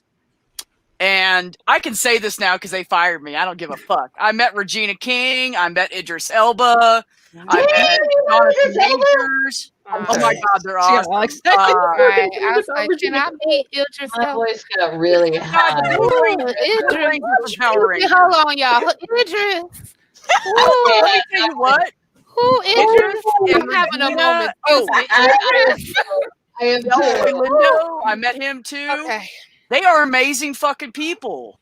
Like the only guy there that was an asshole was a comedian, believe it or not. Total asshole. Bad mood all the time. What?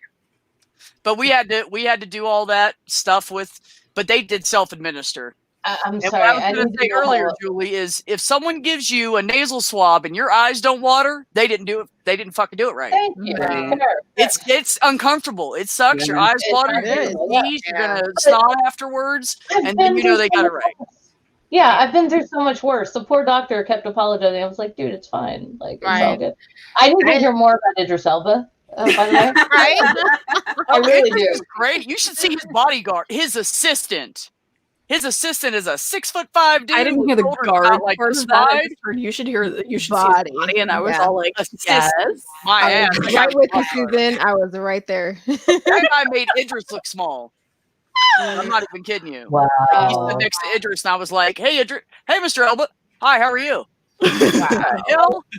You're very if I was around all that, I would just be like, dude, I was. I was totally cool for Regina King. I'm not even gonna lie to you. I'm gonna tell on myself. Regina King walked up, and I was registering people. We had to fill out the paperwork every time they came through, and the paperwork went with the swab through the rapid testing, blah blah blah. Right. So we had to fill out the paperwork every time, and I looked up, and I was like,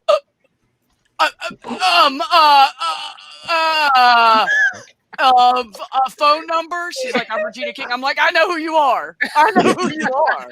Never mind. I've had a crush on you since I was like 12 years old. I know who the hell. First time I ever saw her, whenever that was, I don't remember. I was young, but I remember you since 227. Mm-hmm. Oh my God. Yes. That's right. Damn, I forgot about that. Yeah. I would have geeked out and Yeah, started I talking about got Watchmen with her And personally. she was just the sweetest person, so cool. You wouldn't even know she didn't have an assistant with her or nothing. She'd like, I got it. I got this shit. I don't need you to come with me.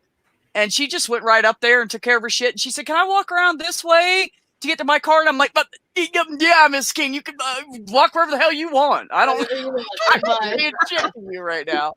Oh, I was in love. Wow. I was in love, man. It was great. So coming out this coming season on Netflix, if you guys watch the movie The Harder They Fall. It's a Western, pretty much all black. I think there's 5 white people in the whole damn Western. Excellent. And, Making a note. I got to be really good friends with the stunt guys that did the riding horses and stuff. Like they are just amazing people. And I'm going to tell you, the director was really cool. I met everybody. The assistant director. I met James Samuel. I didn't get to meet damn, what the hell? Oh, like I've forgot his name. Damn. But James Samuel's really fucking cool too. He's a goofball. Yeah, that guy is hilarious. He's always like, yo, what's up, man? I'm like, what the fuck? You're the director. Jay-Z. I never got to meet Jay-Z because he was doing the music with James Samuel, but okay. He's the only one that didn't get to me. But yeah, I was standing 200 feet away when they blew up that wagon. So I'm telling you, that shit was real. Oh, They that's blew the shit out of it. dope. I felt the heat on my face. I was like, damn. Ooh. Wow, Like, that's we were dope. ready for it. We all still jumped a little bit. But anyways, You were suggest you guys really on a Yeah. non-disclosure because none of us have heard about any of Yeah, this. I know. You know? Oh yeah, I'm letting it out, and ain't nobody can stop me because I'm privy to it, and I don't work for CBS anymore, so There you my go. side don't matter anymore. So So can Yeah, you but tell it's- us more about Idris? Oh my God. Idris, Everything we said up to that point didn't matter. his accent is just as amazing in person as it is on like Luther and the shows where he speaks his actual accent. Yeah. He's just quiet and he's just nice and. Like Aw, after I a knew while, it. I was like, "How you doing, Mr. Elba?" Because all we were allowed to do was elbows, no Right, fist right. bumps, no touch. And he Yeah. like, reach across, give you an elbow bump over the table. He was just a really nice guy. I Aw. was really impressed. I really thought he'd have like this big head. Mhm. 'Cause, you always expect that from stars. Right. And I bumped into some stars in my time, and they were like, because I lived down in Orlando, Florida, but none of them were like that. It was amazing. That's dope. They all knew I me, just- and they'd walk up, be like, "What's up, B?" And I'm like, "What's up, man? How you doing?" And this Right. one guy, I'm not going to say any names, but every morning before he came in for the testing to go shoot, he'd get out of his car, and there would just like this marijuana cloud would come out of his car, and he'd Oh. like skipping around and dancing. Now I really want to know who that I is. know you're not saying names, but yeah. Fire movie. I'm not even kidding. Hilarious. That would be my amazing. friend. Can you give us any hints? Right. Blue Ranger, What's that again? from the newest Power Ranger movie The that came out a few new, years back, the Blue Ranger. the He Blue is the Ranger. coolest dude, man. Hang on, I'm Googling. Okay, well, hold on, Google. 'Cause I didn't keep I up can't with remember his name right now for some Right. reason. Like Google. We're This all is exactly who you're talking about. Power Ranger. New. Oh, that person. No, Oh, it says fictional character. RJ Seiler, that's his name. Ah, there we go. Oh, Wait. Oh, okay. Ronald Seiler. He goes by RJ Seiler. oh, I didn't okay. even find him on my Okay. Google search, but I just remembered it out of nowhere. Yeah, I Okay. He's do the too. coolest dude, man. Okay, Yeah. first off, I feel some kind of way because he was born the same year that I graduated from high school. Hey, What is this we have? Oh yeah, he's a youngin', and he Yeah. really is cute. He's adorable. Like he's got like the perfect body. That wasn't special effects. He really does. Although I gotta say, you ladies, Idris Elba got some scrawny ass chicken legs compared to his upper body. You know what? He's But gonna I don't care. That's what pants are for, B. Come on. Give Yeah, him he's there all the time. I mean, from his You his said- thighs up, he's built, man. He's Yeah, really but you said he was nice and just oh, as he's a charming sweetheart. as we Yeah, thought he he was. really is. And that was what I needed to know. They And all of them, Idris- they hated coming Idris up there and getting that is- COVID test every morning, and they were all polite and professional. That's And nice. after they got to know us, like Jonathan Majors, the first time he was like, "Why do I got to answer these questions again? I just did that over there." So we had like a little bump the first day, and I talked him through it, and he was like, "All right." But besides that, like literally, they were just the nicest people, really cool, and they'd all have to hang out and wait for the results before they were allowed to leave, and we'd bring them out to them, and they, give you an elbow bump. Thanks, man. I'm out. I gotta go film. And they'd run off, and it was pretty cool. They were just a really good group of people. Now, I was one more really- One I more felt- thing I felt about honored to meet Idris. them all. Huh? One more thing about Idris. Okay. Idris is an amazing DJ. Really? I did not know that. He's I He was does I, it all, apparently. Yes, I know, right? Idris is everything that everyone should ever be in life, and including gorgeous. Agreed. And I love her. yes, Yep. yes, I was very sad when he got married, but I let that go because But- I'm like, at least you found somebody that you love, I guess. Yeah. Look, I'm gonna tell you, I worked with some girls on that team, and they were like, "Oh, Idris!" Like they were just like, "Oh my god, oh my god, oh my god." So we had different stations every day, right? We had like 2 people on registration, 2 people on swabbing, 2 people doing paperwork on a computer, and then 2 people in rapid testing. And then we had the pharmacist that oversaw the whole thing. So we'd switch out. So like every time Zazie Beetz came up, she was really cool too, by the way. I forgot about her for a second. This one kid in there, a little Hispanic kid, he was like, oh my God, I love her. He was like a film addict. So every time she came up, I'd be like, dude, go, Dominic. And we'd switch out and he'd be like, can I help you, Miss Beats? Can you give your information? You know, like we knew where they all lived and everything. It was hilarious. So we'd switch out and man, Idris would come up and the girls would fight over who got to go out there. Like it was serious, man. They were like, no, it's my turn. I would. Yeah. I might even pull some hair over that. Yeah, there would have been. There definitely would have been blood and carnage. Right. Yeah, I'm normally all about the sisterhood, but there are moments. No, there are lines. There are lines. Idris Elba might have been a line. Yeah. Yep. Hi, Granny. I'm sorry. We were talking about Granny. It's okay. Hi. Where Glad are you're here, you? I Granny. didn't know if you were supposed to be here or not. I put you in there thinking you were, and then you didn't come, and I thought, well, damn, I was probably wrong. I had the wrong time. I had this down as starting at 7 Central. I put it on my calendar, and my alarm went off telling me, okay, it's time to go. And so I came and I popped up. Wait a minute, I must have the wrong time because I had it down as 7 Central. Well, luckily we're still here, so welcome. Yep. Yeah. And Mountain Time is weird. Like I almost didn't show up tonight because I was like, I'm not even sure when it is, and I had some family stuff going on. But yeah, it's all good. Yeah, I just put down the wrong time. I got 4 phone calls during my patrons only stream today. So my patrons got a special behind the scenes look into me because I couldn't not answer them because they were important. Like it was, and my family doesn't know. Jenna, I think you were talking about still being closeted earlier as an atheist. My parents don't know that I'm an atheist because they are devout Catholics and they're 78 years old. And all it would do is break their hearts and make the last of their however many years they have remaining very miserable. And I'm not doing that to them. My siblings know, my nieces and nephews know. I'm out there, but even then, we've all agreed, like, no, don't tell mom and dad. No, don't do that. Like everybody is on the same page. So, and I don't like lying to them by omission, but it's the kinder thing to do. That's exactly my viewpoint right now. Exactly. And I mean, my birth father has long passed, but I have my mother and her remarried husband. I mean, my mother is, in her mid 60s, but she's really young. She works and stuff. She's not going anywhere anytime soon, honestly. Good. But, as to you, I don't like, lying to them, unfortunately. And if they happen, I've done videos and streams and stuff. So if somebody happens to find something, well, then that's my breakout. But I presently don't have any plans of coming out as of yet. I don't have any comfortability, given my living situation, of being out as of yet. And so until I feel that I can manage this space where I'm away, far removed, where I can have my own space and I don't meet that stuff, then maybe. No, I completely agree. And that's important. Safety is important. Security is important.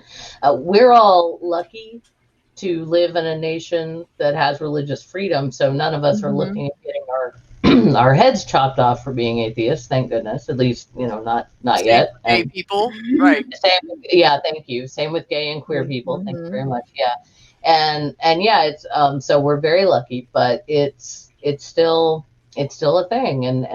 And frankly, I adore my parents, and they adore me, and they think, even though I came out to them twice as neo-pagan when I was in my 20s, they are absolutely convinced that I'm their only child that stayed Catholic. And I think it's just because I still can talk the Catholic stuff. I know, Cynthia, your face. Yeah, that was, I don't know. My father told me, that's fine. When you're ready, the Lord will lead you back. It's no big deal. You can honestly tell your parents you had communion today. I can tell them I had communion today. I will not, because they'll think I went to a church, and I don't want to encourage them. They've been very good. They're not going to church right now, and that's really hard on my mom. I don't want to encourage them. I don't want to encourage heard them to go to church and get COVID. That's the Oh thing. no, yeah, no. I Tell meant you to took it at encourage home. anybody religious to put you in that situation. Well, you're right. That's what I was Actually, laughing at. Yeah. Godless Granny, you are right. My parents were Eucharistic ministers when I was a kid, and they'd take me to the nursing home in our hometown, and I would go with them, and they would administer the Eucharist. And there was this great lady. Oh my gosh, she was amazing. Her name was Mrs. Bernard, and I always remembered that because she had a birthmark on her face that was kind of dark. So I thought as a kid that she kind of looked like a Saint Bernard, which sounds really mean, but I didn't mean it in a mean way. Anyway, she was freaking hilarious. And she was a double amputee from diabetes for her legs. And so she loved it when I pushed her really fast in her wheelchair. And I know this sounds like really weird and fucked up, but I was like 10 and she was like, go faster, faster. And it's like, okay. And and it was so much fun. And then there was this lady who would, mom would poke her head in and ask Mrs. Cunningham if she was ready. And she'd say, oh, is your husband with you? And mom would say, yeah, he's right outside. And she would say, hang on, I got to get my makeup on. I'm not gonna look bad in front of that handsome man of yours. And she put on lipstick and shit for my. It was just so cute. It was so cute. Anyway, I'm finished. That was a weird story, but yeah. Anyway, my parents are not casual about their faith, and yeah, I just don't see the point in breaking their heart. My family is largely on the Bible Belt, like Arizona, Texas. Oh, girl, yeah. Most are in Illinois, but still, like they're Black, and I think we're like 90% Christian or something crazy like that. I just looked up the Pew Research. We are actually 79% Christian. Nice. Right. Man, Only lower them one, numbers, guys. Lower Right. them numbers. and only one. Sorry. But we are actually now raised up to 18% non-religious. Woo! Love that. Hey, I love People that. that admit it. Right. Think Right. about all the 85% Jennas and of Julies people. out there. I'm just saying. Yeah. But only 1% of us actually admit that we're atheist. That's that. Are they all on Yeah. the stream? Yeah, they're all on YouTube, and we know all of them. All the Black atheists, they're on B Stream right now. Yeah. All three of us. Now, before we I got to started- butt in here. Hold on. sorry, Get sorry. the crowd. Granny, how the hell you been? Tell us what's I've been going on fine. with you. I released a video the other day, taking up the gauntlet with Cameron Bertuzzi and Braxton Hunter. They did this challenge to atheists, saying that atheists can either say that they merely lack belief in gods, or that God is like Santa Claus or other things that don't exist, but they were saying they don't think that an atheist can take both of those positions, and I explained why they're wrong. Thank you, and it can be both. And Hunter. she explained why it can be both very well. Mhm. I used to believe in fairies, y'all. And I'm not using a slur here. I used to believe in you're not actual doing my Latin guys. spells. I know That's some fine. fairies. No, I for a long time Super held on to healthy. mermaids. Mermaids was There you go. Mermaids, All right, really yeah. interesting. mermaid. Yeah. I thought I'd seen them. I didn't know I was bipolar, and I didn't know that with bipolar disorder you can sometimes hallucinate. And I was unmedicated, and I saw a couple of things and I was not drunk. I wasn't doing any drugs. I wasn't. I was under the influence of nothing but caffeine and nicotine, and I saw a couple of things that I couldn't explain any other way. So I thought there were fairies. Why did you There's think actually there a were? school. I know. It's cool that I was like in shows you how to college. teach. That teaches people how to see fairies, and I think it's Great Britain, but I could be wrong. But like, yeah, I actually know about this because I used to watch Susie Orman, and this woman was like, there's a school that I want to go into, and she was like, can I afford this? And Hi, Neil. Hey, Look, you came onto my stream and I missed Hi, it. Neil. We're all listening to Maya. We just wait for Neil. Sorry, Neil. sorry, Sorry. Let me explain real quick for anybody that doesn't know. So Neil took screenshots of his schedule and he sent them to me. And I looked at the December and I thought it was all full, but there was one slot on the 19th. I didn't see it. So I just said the 19th, meaning January. Oh. And so he set it up for December Yesterday. 19th. Oh, Yesterday. Yeah. I get up this morning and I was out seeing this chick hanging out with her. So I was out in the woods in a very bad signal zone. So I see something from Maya. Are you okay? And I'm like, what? Yeah, I'm fine. What? That's weird. Yeah, thanks, Maya. That was sweet, but I'm fine. And then I see something from Neil that came in later, and I was like, oh. And it was all from the previous night, and I didn't get any of it. I had no idea. Oh. I'm so sorry. I would very I want to actually thank you, BA, for being off in the woods with a girl. That's cool. And also for because you couldn't make it, we did a little like sort of holiday vaguely thing for Neil, and I got to be on it in the last half. You were Nice. nice. Nice. You were Yeah, it was so a lot of Neil, fun. see, that probably got you more views than anything to do with me. So you're welcome, buddy. See, I was I in got the you. first half, so I totally missed you, Julie. Oh, I missed you too. Yeah. Oh, damn I was in it. for the first like Yeah. 20 minutes. I Yeah. think. Yeah, I was in the last 3 hours. Yeah. It went for 5 hours. I right? realized that when I Wow. looked back, I was like, "You were on for 5 hours, Jesus." I didn't get the notification of Neil being on. I would have been in the chat. Right? I wasn't doing nothing but drinking wine and watching Star Wars. Oh, that's always a good time. I mean, though, that's Maya. always Why That's is that always a good bad time. thing? That's good. So Yeah. to catch up, everybody, 23rd, January 23rd, right, Neil? January 23rd. I'll be on Neil's show. That's what we decided. We're gonna do it on a Saturday, so I can stay up late and do the after party with everybody. Nice. Hell Okay. Yeah. Yes. Last night was my anniversary. It was my 38th anniversary. And Oh. funny, on Twitter, Kitty, the atheist, was saying it was her birthday and she was 34 and she felt so old. And I said, "You feel old? Girl, today's my anniversary. You weren't born when I got married." Thank you. Thank you, Granny. I'm Oh, thank you. 42, so Thank yeah, you. 34. Thank you, Granny, is for bringing her awesome. back to reality. I want to hear like every time I hear like some 30-something-year-olds talk about they old, I want to punch them in their face. Me Look, too. when people, you know, when people Or say even something like that worse. to me, and I go, "Wait a minute, what year were you born?" And they're like, "Oh, 1988," and I'm like, "Oh, Oh, high school." I was writing papers when you were. Right. Yeah. I was doing science experiments with volcanoes. Shut up. Yeah. I'm not talking about my next birthday. I'm just not gonna talk about that. No, look, No, it's you can everybody. be young. Just don't be saying you old. Because Yeah, you're not. Exactly. Exactly. I feel Exactly. it. I'm gonna tell you, the I older we know. get, I feel it in my the back. younger you guys are. Yeah, no, I understand that, y'all. I really do. Like, I've got a left knee. My dad actually calls it the Taylor knee because it comes from his side of the family. Apparently, we have our left knees just tend to just go out for no apparent reason. And I live in a townhouse apartment, so there are stairs. Ooh. And my knee has gone out as I'm walking down the stairs, and it's a good thing. Banisters are good. Yes. Banisters are good, y'all. Yeah. They are good. Save me from terrible injury more than once. But also, like, you just kind of when I was 40, that was an awesome year. That was an awesome birthday. It was great. 41 was all right. 42, I'm starting to feel some things. Like my lower back is like, hey, remember that time you fell down the stairs when you were 10? Yeah, I still remember that, and I'm messed up forever. And it's just things like that are happening. So Julie, there is I that. But I am not old.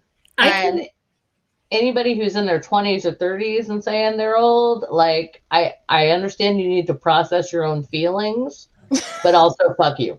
Yes, that part. I came up with a really good definition for old. When I was in college, I did a nursing home ministry. And there was this guy there that was 97, and he was all excited because his son was coming to visit him. And he kept, "Sonny's coming, Sonny's coming." And of course, we are early 20s. And so when we hear Sonny's coming, we're all envisioning someone that's our age.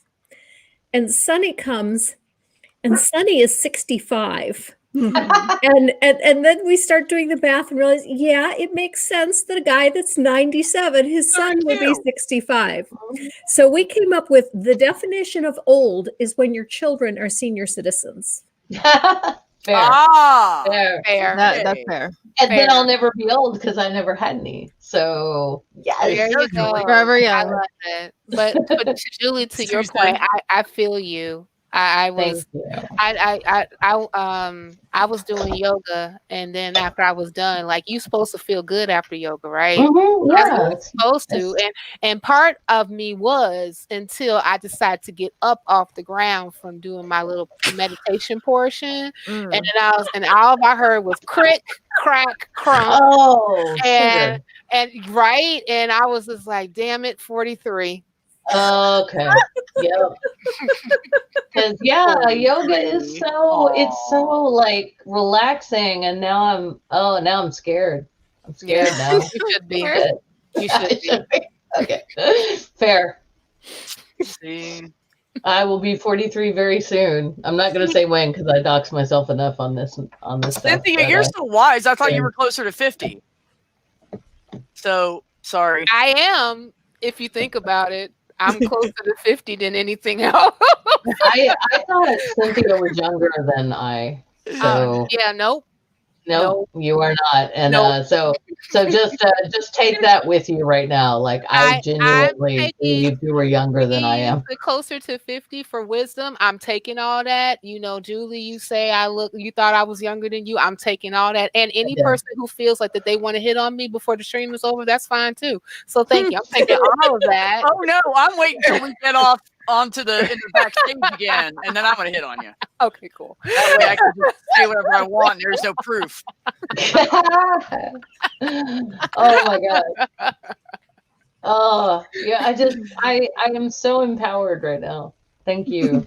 I needed this tonight, y'all. I really did. I'm glad you came, Julie. And Miss Jenna, Me too. Justin said something about some kind of after party thing. Are you guys doing that?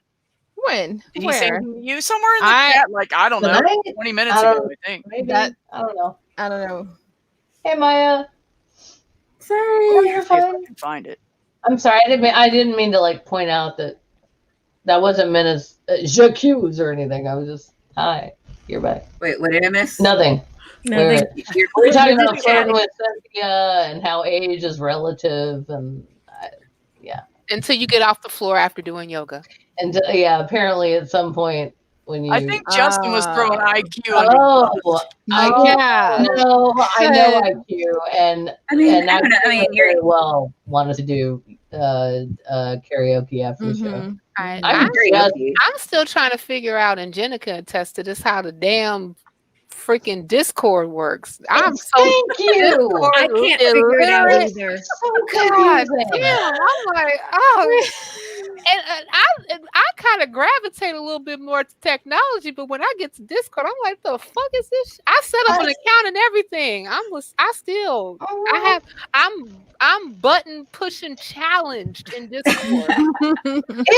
It's rough. Man, I've never Yeah, had it my can own be channel. rough. I don't even want to do my own Discord thing. No, Yeah, I I'm wouldn't good. do it. I'm I don't know Discord if I have an account or remedial. not.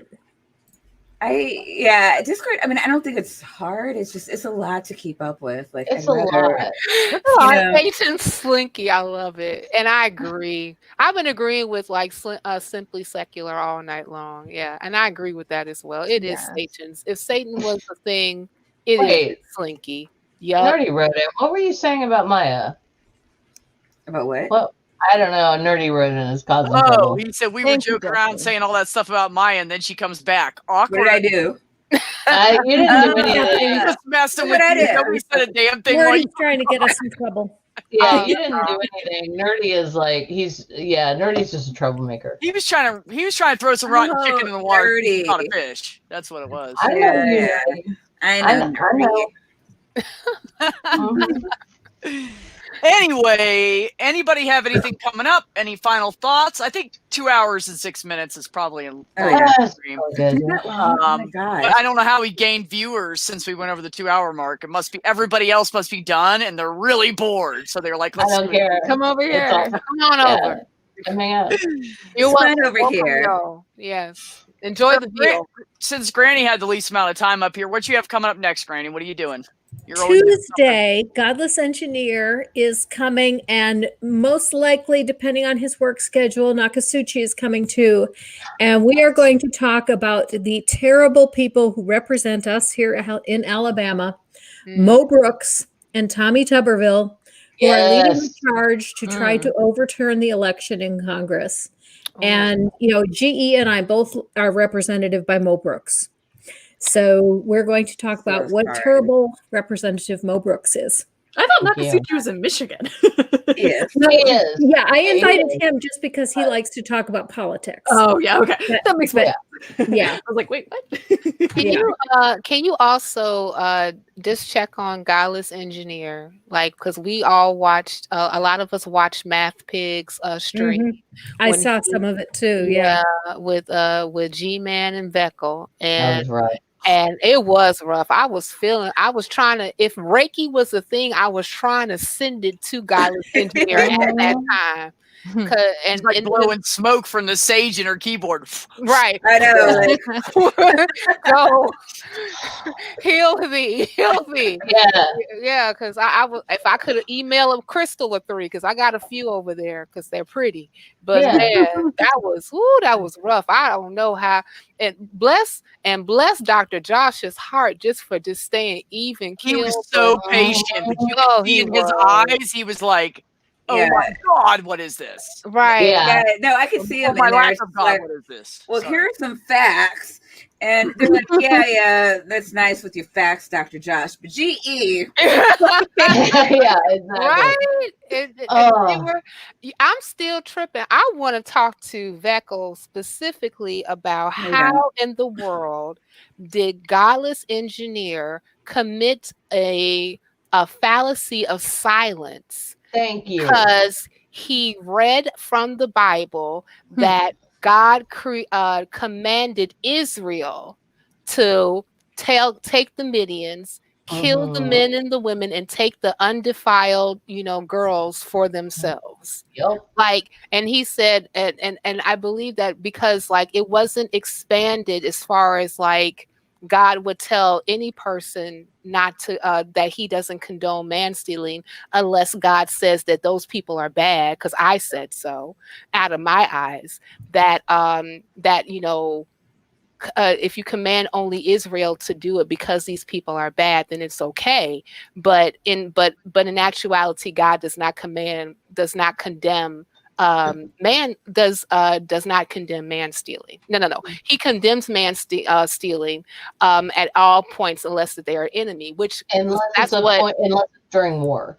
Right, unless it's war. But the Bible was saying that they were basically agreeing on that point, that unless these particular nations were an enemy of Israel, it's okay for Israel to do whatever the fuck they want to do to them. I was screaming Leviticus 25 at the screen, which they read on the damn screen. They did. Thank you. And then you tell the guy after he reads what's actually specifically in the Bible that he was actually committing a fallacy of silence.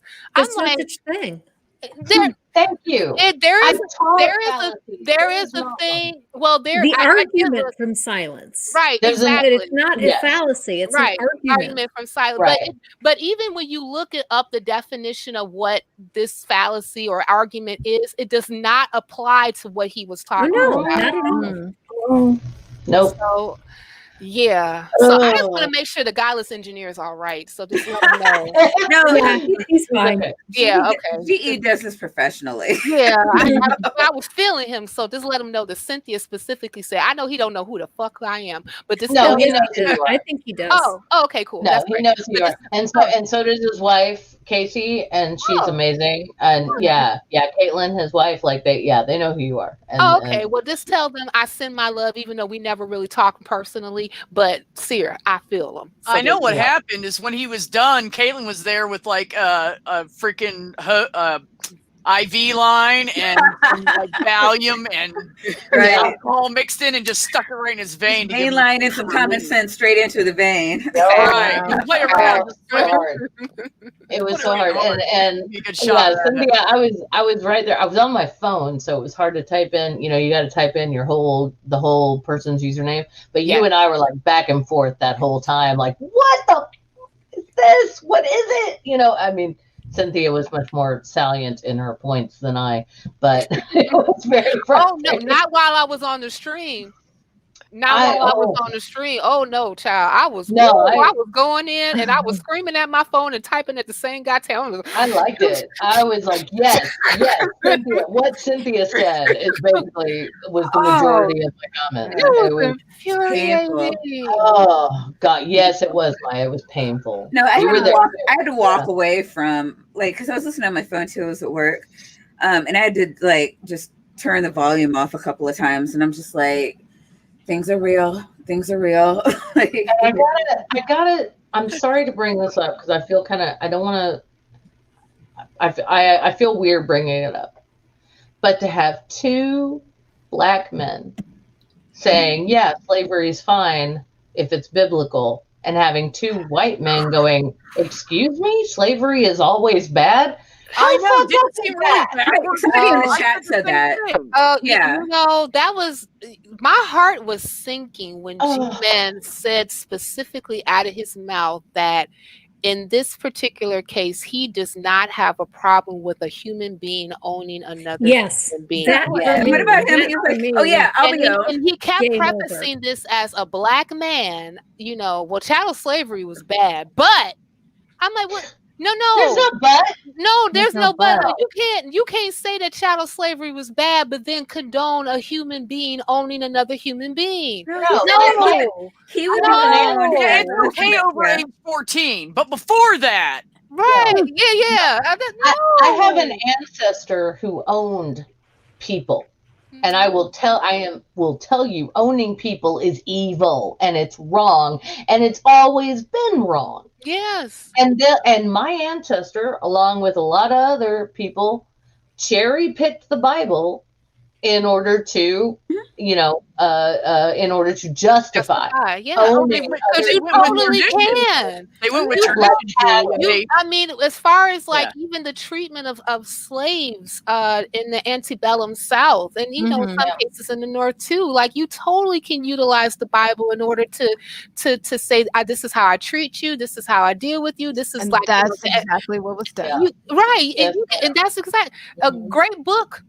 People, if you want a good read about this, is White Too Long. I think his name is Robert Jones. He's a Christian. I heard of that somewhere. Yeah, it's a pretty good book. I'm still getting through it right now, but he talks about the church, specifically the Southern Baptist Convention.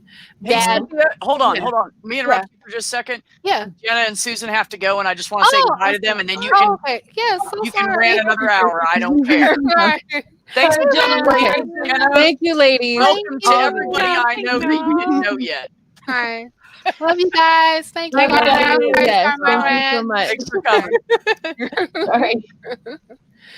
But no, I was just gonna say, like, if you want to know like a good book about how like the white church specifically was very much so involved into the institution of slavery in America, that's a great book to do it.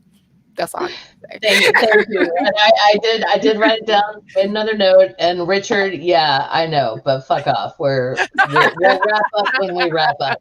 You know, if my brother didn't give me shit in real life and on YouTube, I'd be very disappointed. I'd be like, That's dude, fair. bro, where are you, man? That's You know? fair. Oh my goodness. I'm just it was so frustrating. Frustrating is not the right word. It was hateful. It was downright hateful. And it made me so sad. I was like, how can you think that this is okay? And you in particular, and they kept trying to separate it from chattel slavery in the US. They kept trying to say, different thing. I'm like, not so much. I mean, yes, you can say that slavery existed all over the ancient world because it did. But at the same time, like, it's not like we got better when we did it here, and it directly affected, most likely, and I may be wrong for all I know, but your very recent ancestors. Yeah. So how do you, and that affects you. And so how do you not, I'm sorry. It was just very, actually, I'm not sorry. It was very frustrating. No, you're right. It was, and that's a lot of the reasons why I was yelling through the phone. Like they could actually hear me, but I'm like, I was about to say, MathPix, send me a link. Put me on that damn stream right fucking now. I would have loved to put you in there with Cynthia. If I was in control of it, I would have snatched you up in a second because I know you've been the riot act. Oh my gosh. Well, yeah, but that's Never again brought up a really good point a minute ago, and that is that MathPig has really been trying to get to 1,000 subscribers, and he's really, really close. So if anyone's not subscribed to MathPig, please go subscribe to MathPig. Yes, that link I put up there is to that stream. Please go subscribe to him. He's doing amazing things. Yes, he is. They're trying to like expand the community, and he's doing more interviews and stuff. And we finally have his face on screen, so that's nice. And go subscribe to him. He really is crazy. Yeah, I'm gonna tell you, if it wasn't for MathPig, I would not know any of you guys.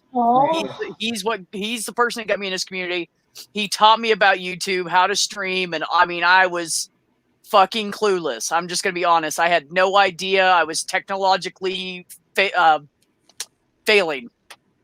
And he brought me into the community and really taught me a lot of stuff. So yeah, go sub 25 away from 2,000. Yes. Please sub. Please. And it's because MathPig will host these kinds of discussions, and you can see people saying such wrong things, and then we get to talk about it in the side chat, and MathPig is fucking fearless. I mean, I love it because when they're debating and someone gets out of line, he'll mute them and say, "No, shut up. You need to respect my other guests." He's really good with that, and a lot of people don't know how to do that. But I don't do controversial streams, so I don't have to do that. But I would. If you're being do it. I'm like, I'm a people pleaser. I don't want to attack other videos. I mean, except for when I do. But I don't. We don't attack people. We attack bad ideas. Thank you. Okay, yes, ma'am. Yeah, thank you. That's and it. They had some really fucking bad ideas. Yes. I don't know. I mean, I really, I honest to God believe they're grifters. Yeah, I do. I don't think that they are honest interlocutors. I don't. Yeah, I don't either. I don't think so either. I really think that they'll pivot depending on you're going over here. Well, then I have to go over there. It was just every time I've seen them, that's what they do. It's like, all right, if you are, I'm just anti you, and it doesn't even matter. I've seen them switch positions depending on who they're talking to. They're really arrogant too. They showed up a half an hour late and then complained because they didn't know the format. And right, yeah. Dude, if you don't know the format, that's your problem. You should be asking the host. Right, they showed up beforehand though, and then went on for the better part of an hour complaining about not knowing the format, and that was an excuse. Yeah. No, I mean these are questions you ask before you accept. Exactly. And I've been on MathPig's streams before, and he is very good about telling you exactly what's going to happen before he hits the button. He also lays those things out in his email when he reaches out to you. So if you didn't know the format of what the hell was going on, I question your cognitive abilities.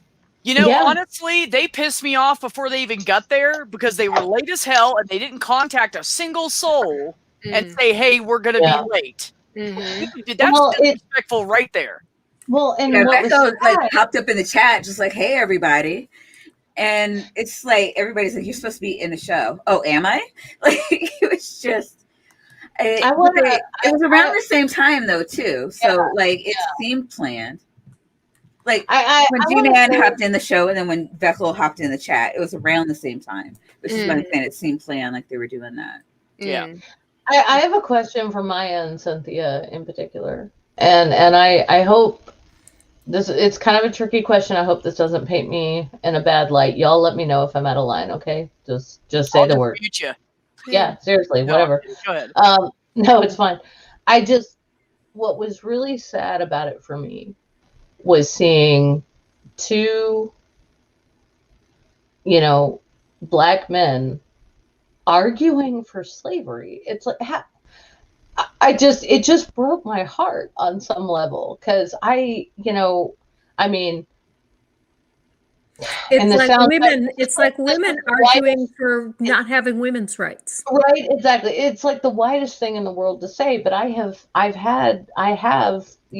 Black friends who are family to me, and to hear these men speak was abhorrent and awful. And I'm sorry, I'm speaking about those. I'm speaking about G-Man and Beckles in particular, to be very clear. But just, if that hurt me, I can't even imagine like how y'all felt. Well, I've heard those arguments before from Black Christians. Oh God. I've heard the whole, if it wasn't for slavery, we wouldn't know God. Oh no. And and I never really completely acquiesced to that position when I was a Christian. But at the same time,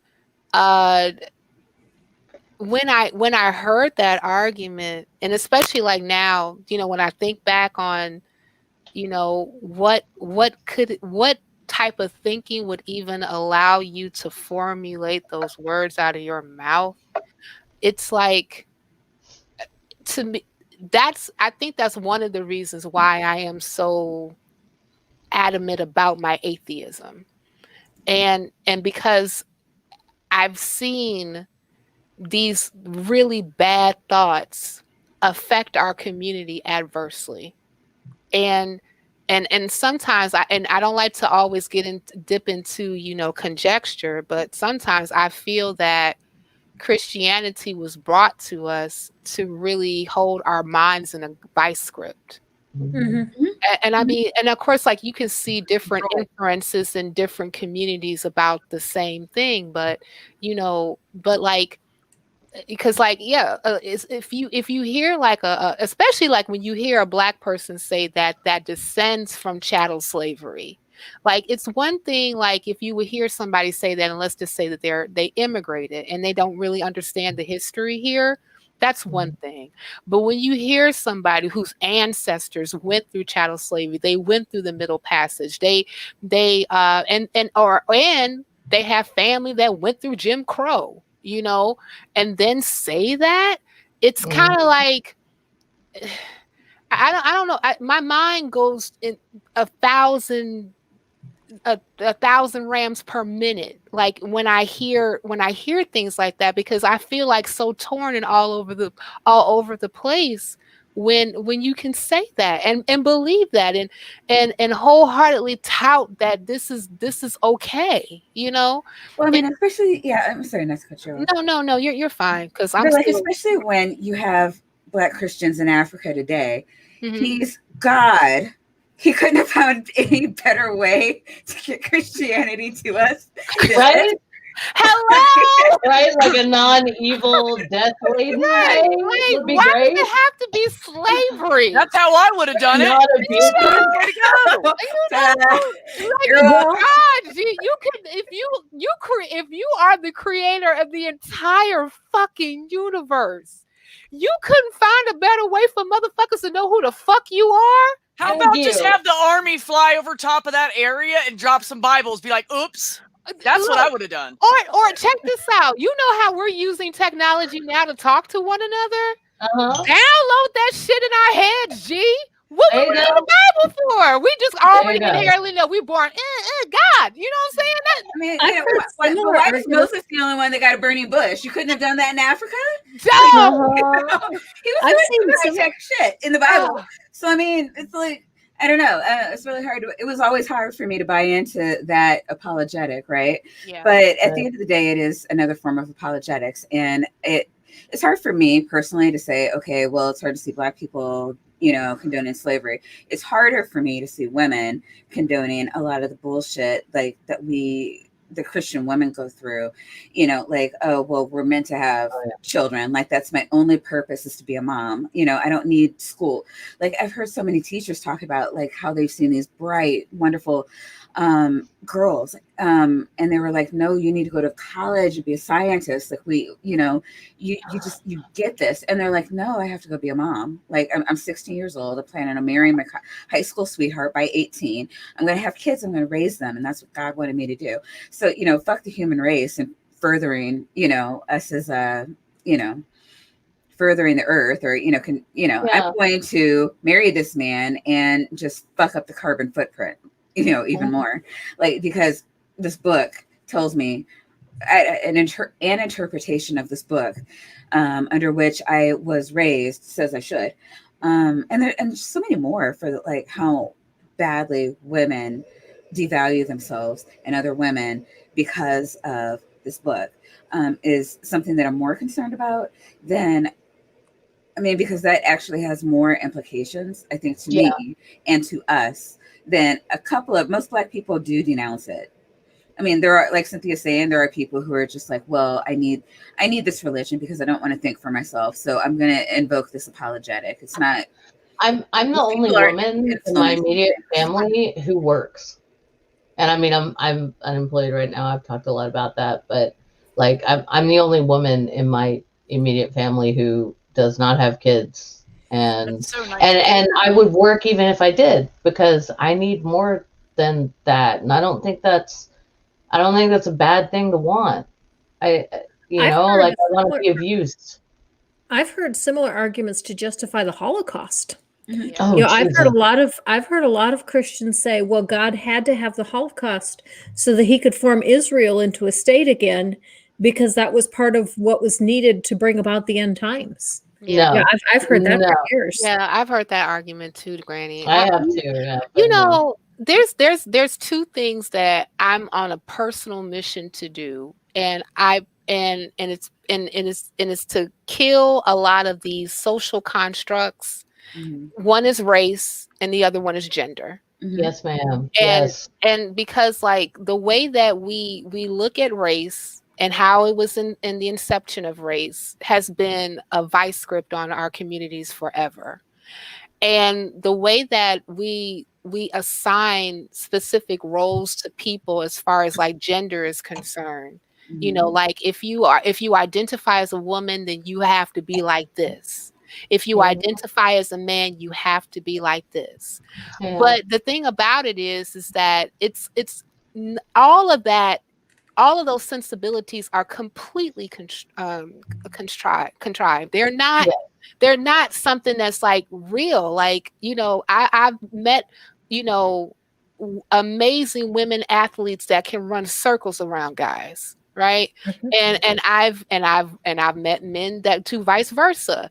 I've seen like all these particular inferences, and it should just all be considered about if you're capable, you should be able to do. Period. And it should done. And done and be and that's the end all of it. Like if you're capable of being able to do whatever you want, like if a woman wants to be a firefighter, and if she's able to do the same things that the man can do in order for them to actually have that job, then do it without hearing anything from the peanut gallery. Yep. And also too, when we were talking previously about like, a resume with a more African-American sounding name, just because they may have like a name that has about 15 different syllables, so the fuck what? Exactly. If they have the qualifications in order for them to be able to do that job, then get their asses in the damn interview and let them interview for that job. Yeah. And period. Absolutely. Because like I don't like to mix oftentimes like racial with gender issues. I like to keep those things like, separate, because like, how they affect people is different. But at the same time, I totally recognize that this shit is completely made up. you know, Mhm. and because it's like completely made up, oftentimes, you know, it affects people that, you know, in different ways, and oftentimes marginalizes people, and it doesn't have to be that way. It's true. It does not. I You know, disagree with your brother there, B, but we'll talk about it later. I I posted disagree something in also. there. Someone showed me this YouTube. There's a couple different YouTube videos about what religious people did to Native Americans, and Oh I think God. it's the same thing they Oh, were trying God. to do to the original Africans that came over, and I think they were trying to get them away from their own culture Mhm. and brainwash them to do whatever they wanted. And Oh so yeah. there were children, Native American children. They were dragged off to these schools. They had to go. If they That's didn't still go, happening, they would that like imprison the parents or whatever. And then what are the kids going to do anyways, right? So Mhm. they sent them off to these schools, and they would be gone. Some of them were gone for the school term of 10 or 11 months, and some didn't come home for 2 or 3 years, and didn't even, when they went home, they didn't know what to do because they were Well, like, yeah, and they weren't allowed to I speak don't their know what language, to do in a Native American setting. They were so Yeah. lost as children, right? And so they just were destroyed renamed. all their culture. And Yeah. I feel like that's what a lot of people have done with religion over the years. Mhm. We They've have used it as lost a it. tool to destroy other people's cultures, so they're more like them, and so they follow in those footsteps and be what they want them to be. It's a Yeah. tool. Yeah, Yeah. absolutely.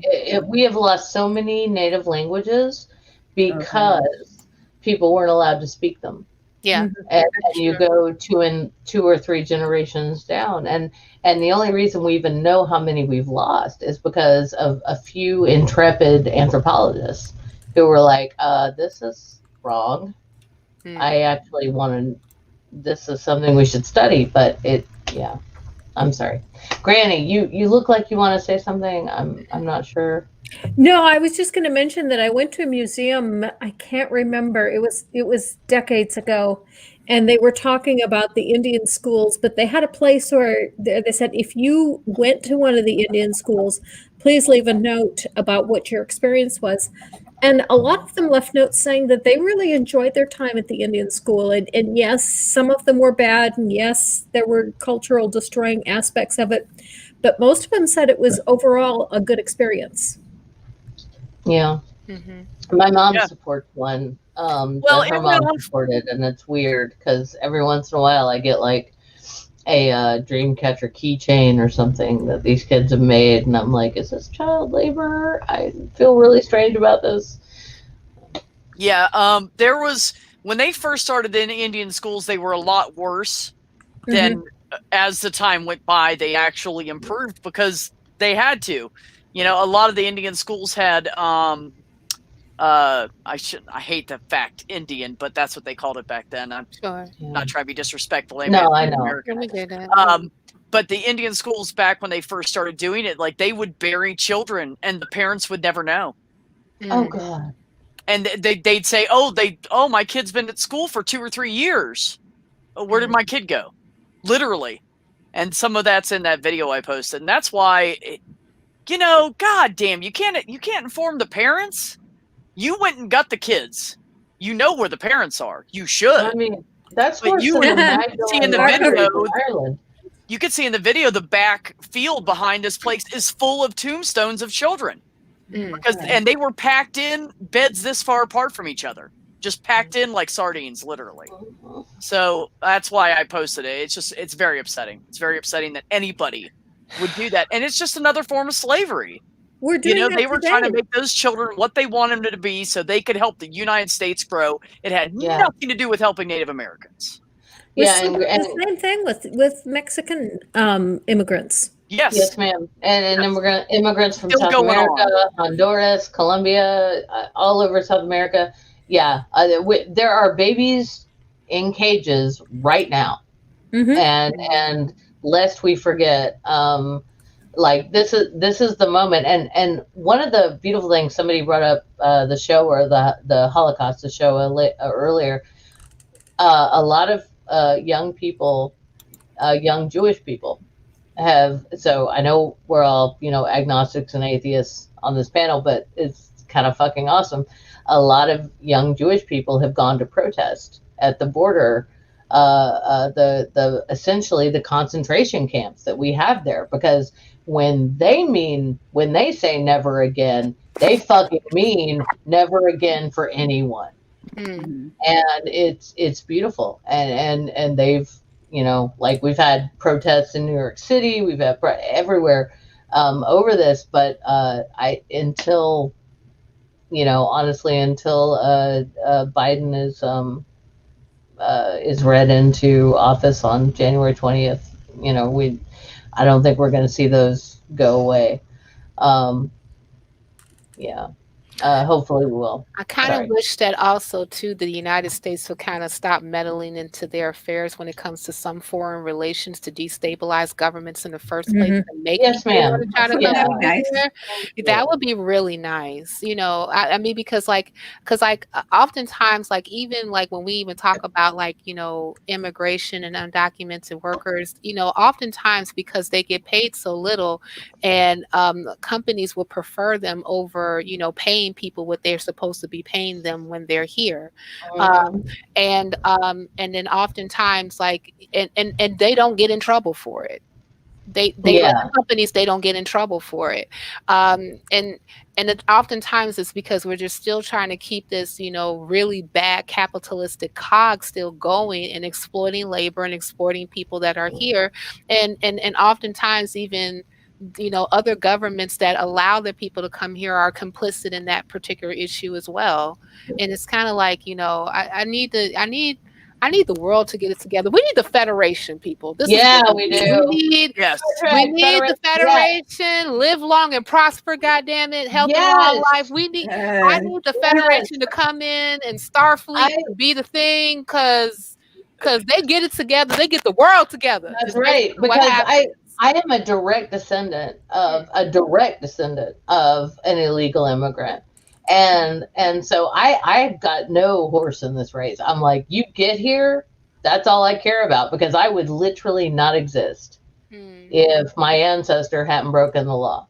Yeah, well, my mom's an immigrant too. I don't care. Yeah, my dad was like born here, but my mom's an immigrant. But I definitely would say, like, we as a country need to really, like, relook at immigration and how we deal with foreign countries, especially when it comes to destabilizing governments. Absolutely. I mean, people need to really look into, like, what it is they're actually protesting. Like, don't just believe something because somebody told you it was true. Right. A lot of the stuff with the, I don't know, like, why they believe that. Like, I hear so many people, especially lately, it's like, well, do you want this? It's like, yes, I want this, but I don't want illegals to have it too. And it's like, so you're going to vote against your own interest.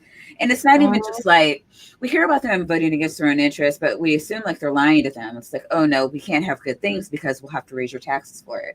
Right. And, which isn't necessarily true. But That's too, yeah, people are literally saying, yes, I want healthcare, but I don't want illegal immigrants to have the Mexicans. We don't want them to have healthcare. Everyone to have healthcare. And how hard is that? It's just empathy. But yeah, okay, sure, that'd be great. I mean, but you're right now, there. there's no mechanism for it, though, right? No, there's no mechanism. They are not now getting like free, like not undocumented immigrants are not getting free healthcare within like great numbers. They're not even security number. If we don't want Mexicans to have the healthcare, we can't get it either, and that makes sense in their head. Like that's the thing is, and Maya, you're absolutely correct. Like the thing you're hitting on is some people think that if we give the same rights to everyone, it means that some of us have to give up our privilege or our rights. No, we don't. At the end of the day, I'm still going to look like I look, and I'm going to still be who I am, and I have either marketable job skills or I don't. That's up to me, and so does everybody else. It's not. I am not giving. If we stop being so paranoid about people seeking asylum in the U.S. and just let them in, that doesn't take away from me. That doesn't take away jobs from me. I I don't understand this mindset of if we give anything to anyone else, there has to be a takeaway from us, and the us and them mindset. I don't get it at all, because But then it's also what Purple's talking about for the migrant workers bullshit, they've always been here. yeah, absolutely. We've Yeah. always You know always. what? I can speak on that firsthand. My grandfather was a migrant worker, farm worker from Yeah. Jamaica. That's how he got here. Yeah. He worked on the sugarcane plantations in Mississippi, Ooh. and Oh, he came here in the 1940s, and hated it. And so he ended up kind of like jobbing himself out to the railroad companies in Chicago, because he was a trained mechanic in Jamaica, and that's what and they took a chance on him and paid for him to be able to to stay here permanently. And eventually he ended up getting his citizenship and sent for my mother. So it wasn't something that it was definitely not like a very what's the word that I'm looking for, y'all? Like it wasn't conventional. well, like it wasn't. Where you're going? It was a convention. It was a conventional port. It was a conventional way to get here at that particular time, especially Yeah. from the Caribbean. But it wasn't. It wasn't something that was like like. It wasn't something that was desirable. You know what I'm saying? Mm. Like it wasn't, and Yeah. and the work was grueling. It wasn't something that like everybody wanted to do. You know what I'm saying? Yeah. Yeah. But my whole thing is like, even though like and when I talk about even immigration, I'm not anti-immigrant at all, because that would be kind of like being anti myself, Right. Exactly. It's like biting your own tail. Yeah, exactly. But at the same time, like I do think that it's like some policies do need to be rethought, especially on how we are doing like a lot of different things like in the United States, because oftentimes because the United States is still very much so on a hierarchical caste system. And because it's in a caste system, it does prefer some groups over others. I remember listening to a lecture not too long ago in my clinic, when they talked about racism in healthcare and racism on a hierarchical level in the United States. And one of the doctors who was giving the lecture said something very profound. She said, "Who is white in the United States changes over time." Because remember, there was a time that the Irish became white. There was a time that the Italians became white. There was a time that the Jewish people became white, but like they didn't have like the same rights as like maybe like, your white Anglo-Saxon Protestant. So, so like, and that's what makes this whole system so egregious, so heinous, because you still have these particular portions of, okay, I'm going to give you this because you're this, but I'm going to give you that because you're that. Yeah, and that should never be the case, No, and I'm not saying that it's the same at all, but the whole no Irish need apply thing, that absolutely it happened. Yes, my family. Yeah, it was very much a thing. Mm-hmm. Oh yeah. Well, I should say our, since my brother's in the chat. Our great grandparents came over from Italy approximately 1875, 78. I'm not sure about the date. I could be wrong, but I think it was 1878. Okay. Met in Boston, in the Italian ghettos of Boston. That's where they lived. And got married, had 11 children. He lived outside of Boston and bought a farm and grew vegetables, and they had like a little produce stand. They had one of those row house kind of deals, and they made the first floor a vegetable stand, and that's how they survived. They worked doing anything they needed to do to make the American dream come true. They were so proud of being Americans that they didn't let once the kids started going to school and learning good English, they weren't allowed to speak Italian anymore. I heard that a lot. No, we're Americans. Yeah, Stop speaking I heard that a lot. Yeah, That's how proud they are. that's how a lot of immigrants. European immigrants specifically drop their culture and their languages in order for them to be able to assimilate into United States society. Yeah. It was a funny story, and then maybe we should wrap up because we've been down here for almost 3 Wait, God damn it. And we've I been know. wrapping up for 45 Go on minutes now. You guys forever. were on a roll. I just let it go. I'm just holding my pee. I'm fine. Go ahead. Okay, I know, I'll tell the That's story. issues. Then I'll tell the story real quick. So my mom's from Jamaica, right? And I remember when I went, the one and only time I went to Jamaica, we were checking in at the hotel, and my mom was still taking care of stuff, and my grandma was with me, her mom, and so like I shared a room with my grandmother, and the bellman was going to take my grandmother and I to our room along in the elevator. So he gets in, my grandmother gets in, I get in, and there was a maid that was in the elevator. So the bellman is telling all these jokes. Everybody is just cracking up, and he's just going, he's on a roll. Boy, I tell you, he's like, doing stand-up. He's doing his one night at the Apollo, right? And everybody is just cracking up except me. And so he stopped everybody from laughing. And then he said, "Don't you think I'm funny?" And I was like, "Maybe." And he said, "Well, you're not laughing." I said, "Sir, I can't understand you." He's like, "Wait a minute. Wasn't that your mother at the front desk?" I said, "Yes." He said, "Is this not your grandmother?" I said, "Yes." "And they're from here, right?" I said, "Yes." And he said, "And you can't understand me?" I said, "No." And then he said, "Why don't you understand me?" I said, I'm an American. I live in Chicago. They don't talk like, even like my grandmother had a very heavy accent, and my mother, only pulled up her accent when she was angry, which was a lot. But still, and even when she was angry, I didn't understand a damn thing she said. I just knew she was mad and I did something wrong. So the guy was like, "Well, why don't so then he turns to my grandmother and says, "You didn't teach her our ways." And then my grandmother specifically said to him, "She can't get a job speaking patois." Yeah. See, and that's the thing. My Nana, when I asked her, I said, "Nana, teach That's me Italian." Because I remember when I was a kid, I would hear random Italian words. Turns out, I found out later she was cussing. Yeah. The way she cussed in Italian. And I think those are the only words she knew was cuss words. And she said, "I don't know any Italian." I'm like, "What? Like, you are so Italian. How could you not know?"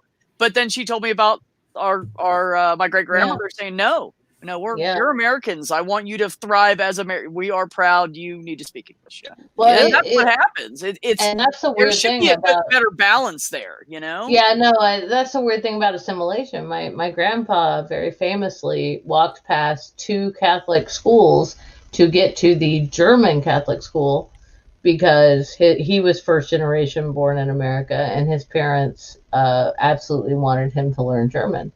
And they spoke German at home, and my grandpa was not only spoke German, he was literate in it, and then he went to seminary to be a priest and could write Latin and Greek. And luckily for me, he did not have a calling and left seminary and married my grandma, or I would not exist. So this is the beautiful thing about everything being random. But in 1942, my mom was born, and World War II was happening. And my grandfather tried. Yeah. And my grandfather tried to join up. He did. And the army was like, "Sir, we if it gets to that point, thank you. We'll let you know, but you're too old," because he was in his late 30s at that point. Yeah. Yeah, and so because he was born in 1911, so my mom, but because of that, and because of what he saw happening to Japanese Americans being shipped off to camps, and that, he was like, "Nope, we are good Americans," and he didn't teach. And that is when the language died in my family, the German language, because he was the only one of his brothers who wasn't a priest, and he was like, no, and he didn't teach. And I have memories of him and my great uncle singing Silent Night in German at Christmas and things like that. And I remember poetry that he wrote in German, but none of us can speak German. He didn't continue it in our family for that reason. Well, I can attest, German is an extremely difficult language to learn. Yes, thank you. Yes, it is. I've tried. It's hard. There's lots of farfas and nougans and all kinds of stuff going on. The word for toad is armored frog. I mean, which is really cool, but at the same time, it's like, it's so hard to say. Sorry. No, anyway. I know we're wrapping up, but I did want to. I know Purple's gone. He's made a comment that the U.S. economy depends on migrant farmer workers working in appalling conditions, doing work Americans won't do for wages Americans would never accept. I agree with the first part of that. I don't believe they need to work in appalling conditions. It just kind of happens like this because we are evil capitalists. I mean, we're like capitalism on steroids over here. Word. Yeah. Word to your mother. You have to remember, like, the whole thing, like the U.S. and Mexico, like Mexicans have been sending migrant workers, like, forever, to, for there would be a season, and then they'd go back. And so we had, like, stuff with Mexico, not treaties, but like agreements with Mexico about what we would and wouldn't allow. And we've been doing that. Yeah, I mean, seriously, from what I know, like it was like mid 1800s, so this is even before slavery was gone. We still have migrant Mexican workers coming to the States, helping in farms, because same reason we do today. Yeah. We needed to, the economy. So they've always been here and they've always been needed. And so what actually happened was there were non-Mexicans that were going into Mexico because it was easier to get into Mexico than it was to America. They would go to Mexico and then kind of come in with the migrant workers and like stay over, and so like when the United States first started getting a little more strict on Mexico, it was to stop people from bypassing New York or Ellis Island and all, which is I think where everybody had been going initially, bypassing that whole process and then sneaking in illegally. It wasn't because of Mexico, Mexicans or migrant workers, but it was through like people getting over on the agreement that we had with them. And that's how like all of this started. And it has been permissible because like every other president has understood that we need migrant workers, except for the Trump administration. And now, like, it is amazing to me when people are like, oh, he has this great economy and you have to give him credit for the economy. And I'm like, I keep asking people, what has he done that contributes positively for the economy? I'm sorry. What Wait, if you're white and rich, hold on. If you're white and rich. Yeah, if you're white and rich, you're fine. But frankly, I've been furloughed since March, and then I was laid off in July. And no, sorry, I have no sympathy for any of that because in 2 months, if I don't have a job by then, we're gonna have to move in with my parents. That's what we're looking at, and we're looking at breaking a lease, which is a fucking legal nightmare. And I mean, and we're lucky. We are lucky because we have a place to go. You are. Yeah, absolutely. Yeah. Like there are so many people who don't, and I realize that. Like build a tiny home and rent a spot. It's cheaper, and if you get sick of it, you can just leave. Oh, absolutely. But yeah, no, I mean it's okay. We'll end up in my oh my God, my teenage bedroom. So insane. Anyway, that's fine. I did it once when I got divorced the first time. I'm not getting divorced again, but when I got divorced, hopefully I'm not. I gotta go. I'm well, we're all gonna go. So okay, let's do that. I just want to say thank you to everybody that's hung out this long with us. I've seen a variety of people float through, but it's been great, and it's really nice to be on here again and be able to talk to some amazing people. And everybody knows where I am. You want to do this again? You want to bitch? You got something you want to talk about? I don't. You know me. I'll talk about anything. I don't give a shit, and I'll probably be pissed off with you. So, yeah, you guys holler at me. Anybody in the chat, holler at me. I'm good. We'll talk about everything from religion to potholes. I don't care. Whatever pisses you off this week. Hit the like button, subscribe Yes, to hit the like Bee's button. channel, everybody. Aw, thanks, Yes. guys. Please I can hit say the the same like. thing about these ladies. Everything's in the description.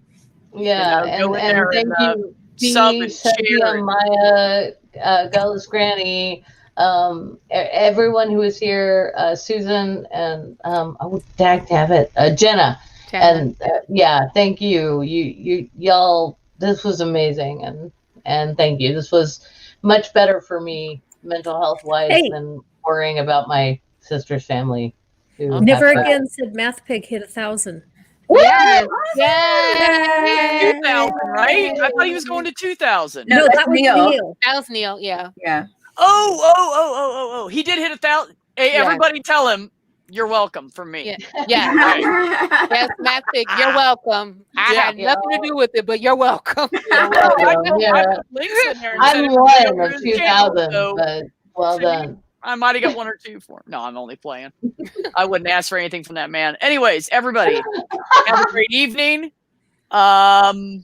Yeah, he's already been wonderful enough to me. I'd never ask anything from him. Thank you, Elise and Sandy and my brother and everybody that came in. And I don't even know who's in there still. Those 11 people still watching after 2 hours, 57 minutes. Everybody. Shout out to Ahmad. Yeah, thank Granny, you. I'm glad you Ahmad came and even though it was everybody. late. And thank you, ladies, for an amazing stream. Thank And- you. Everybody. Everybody.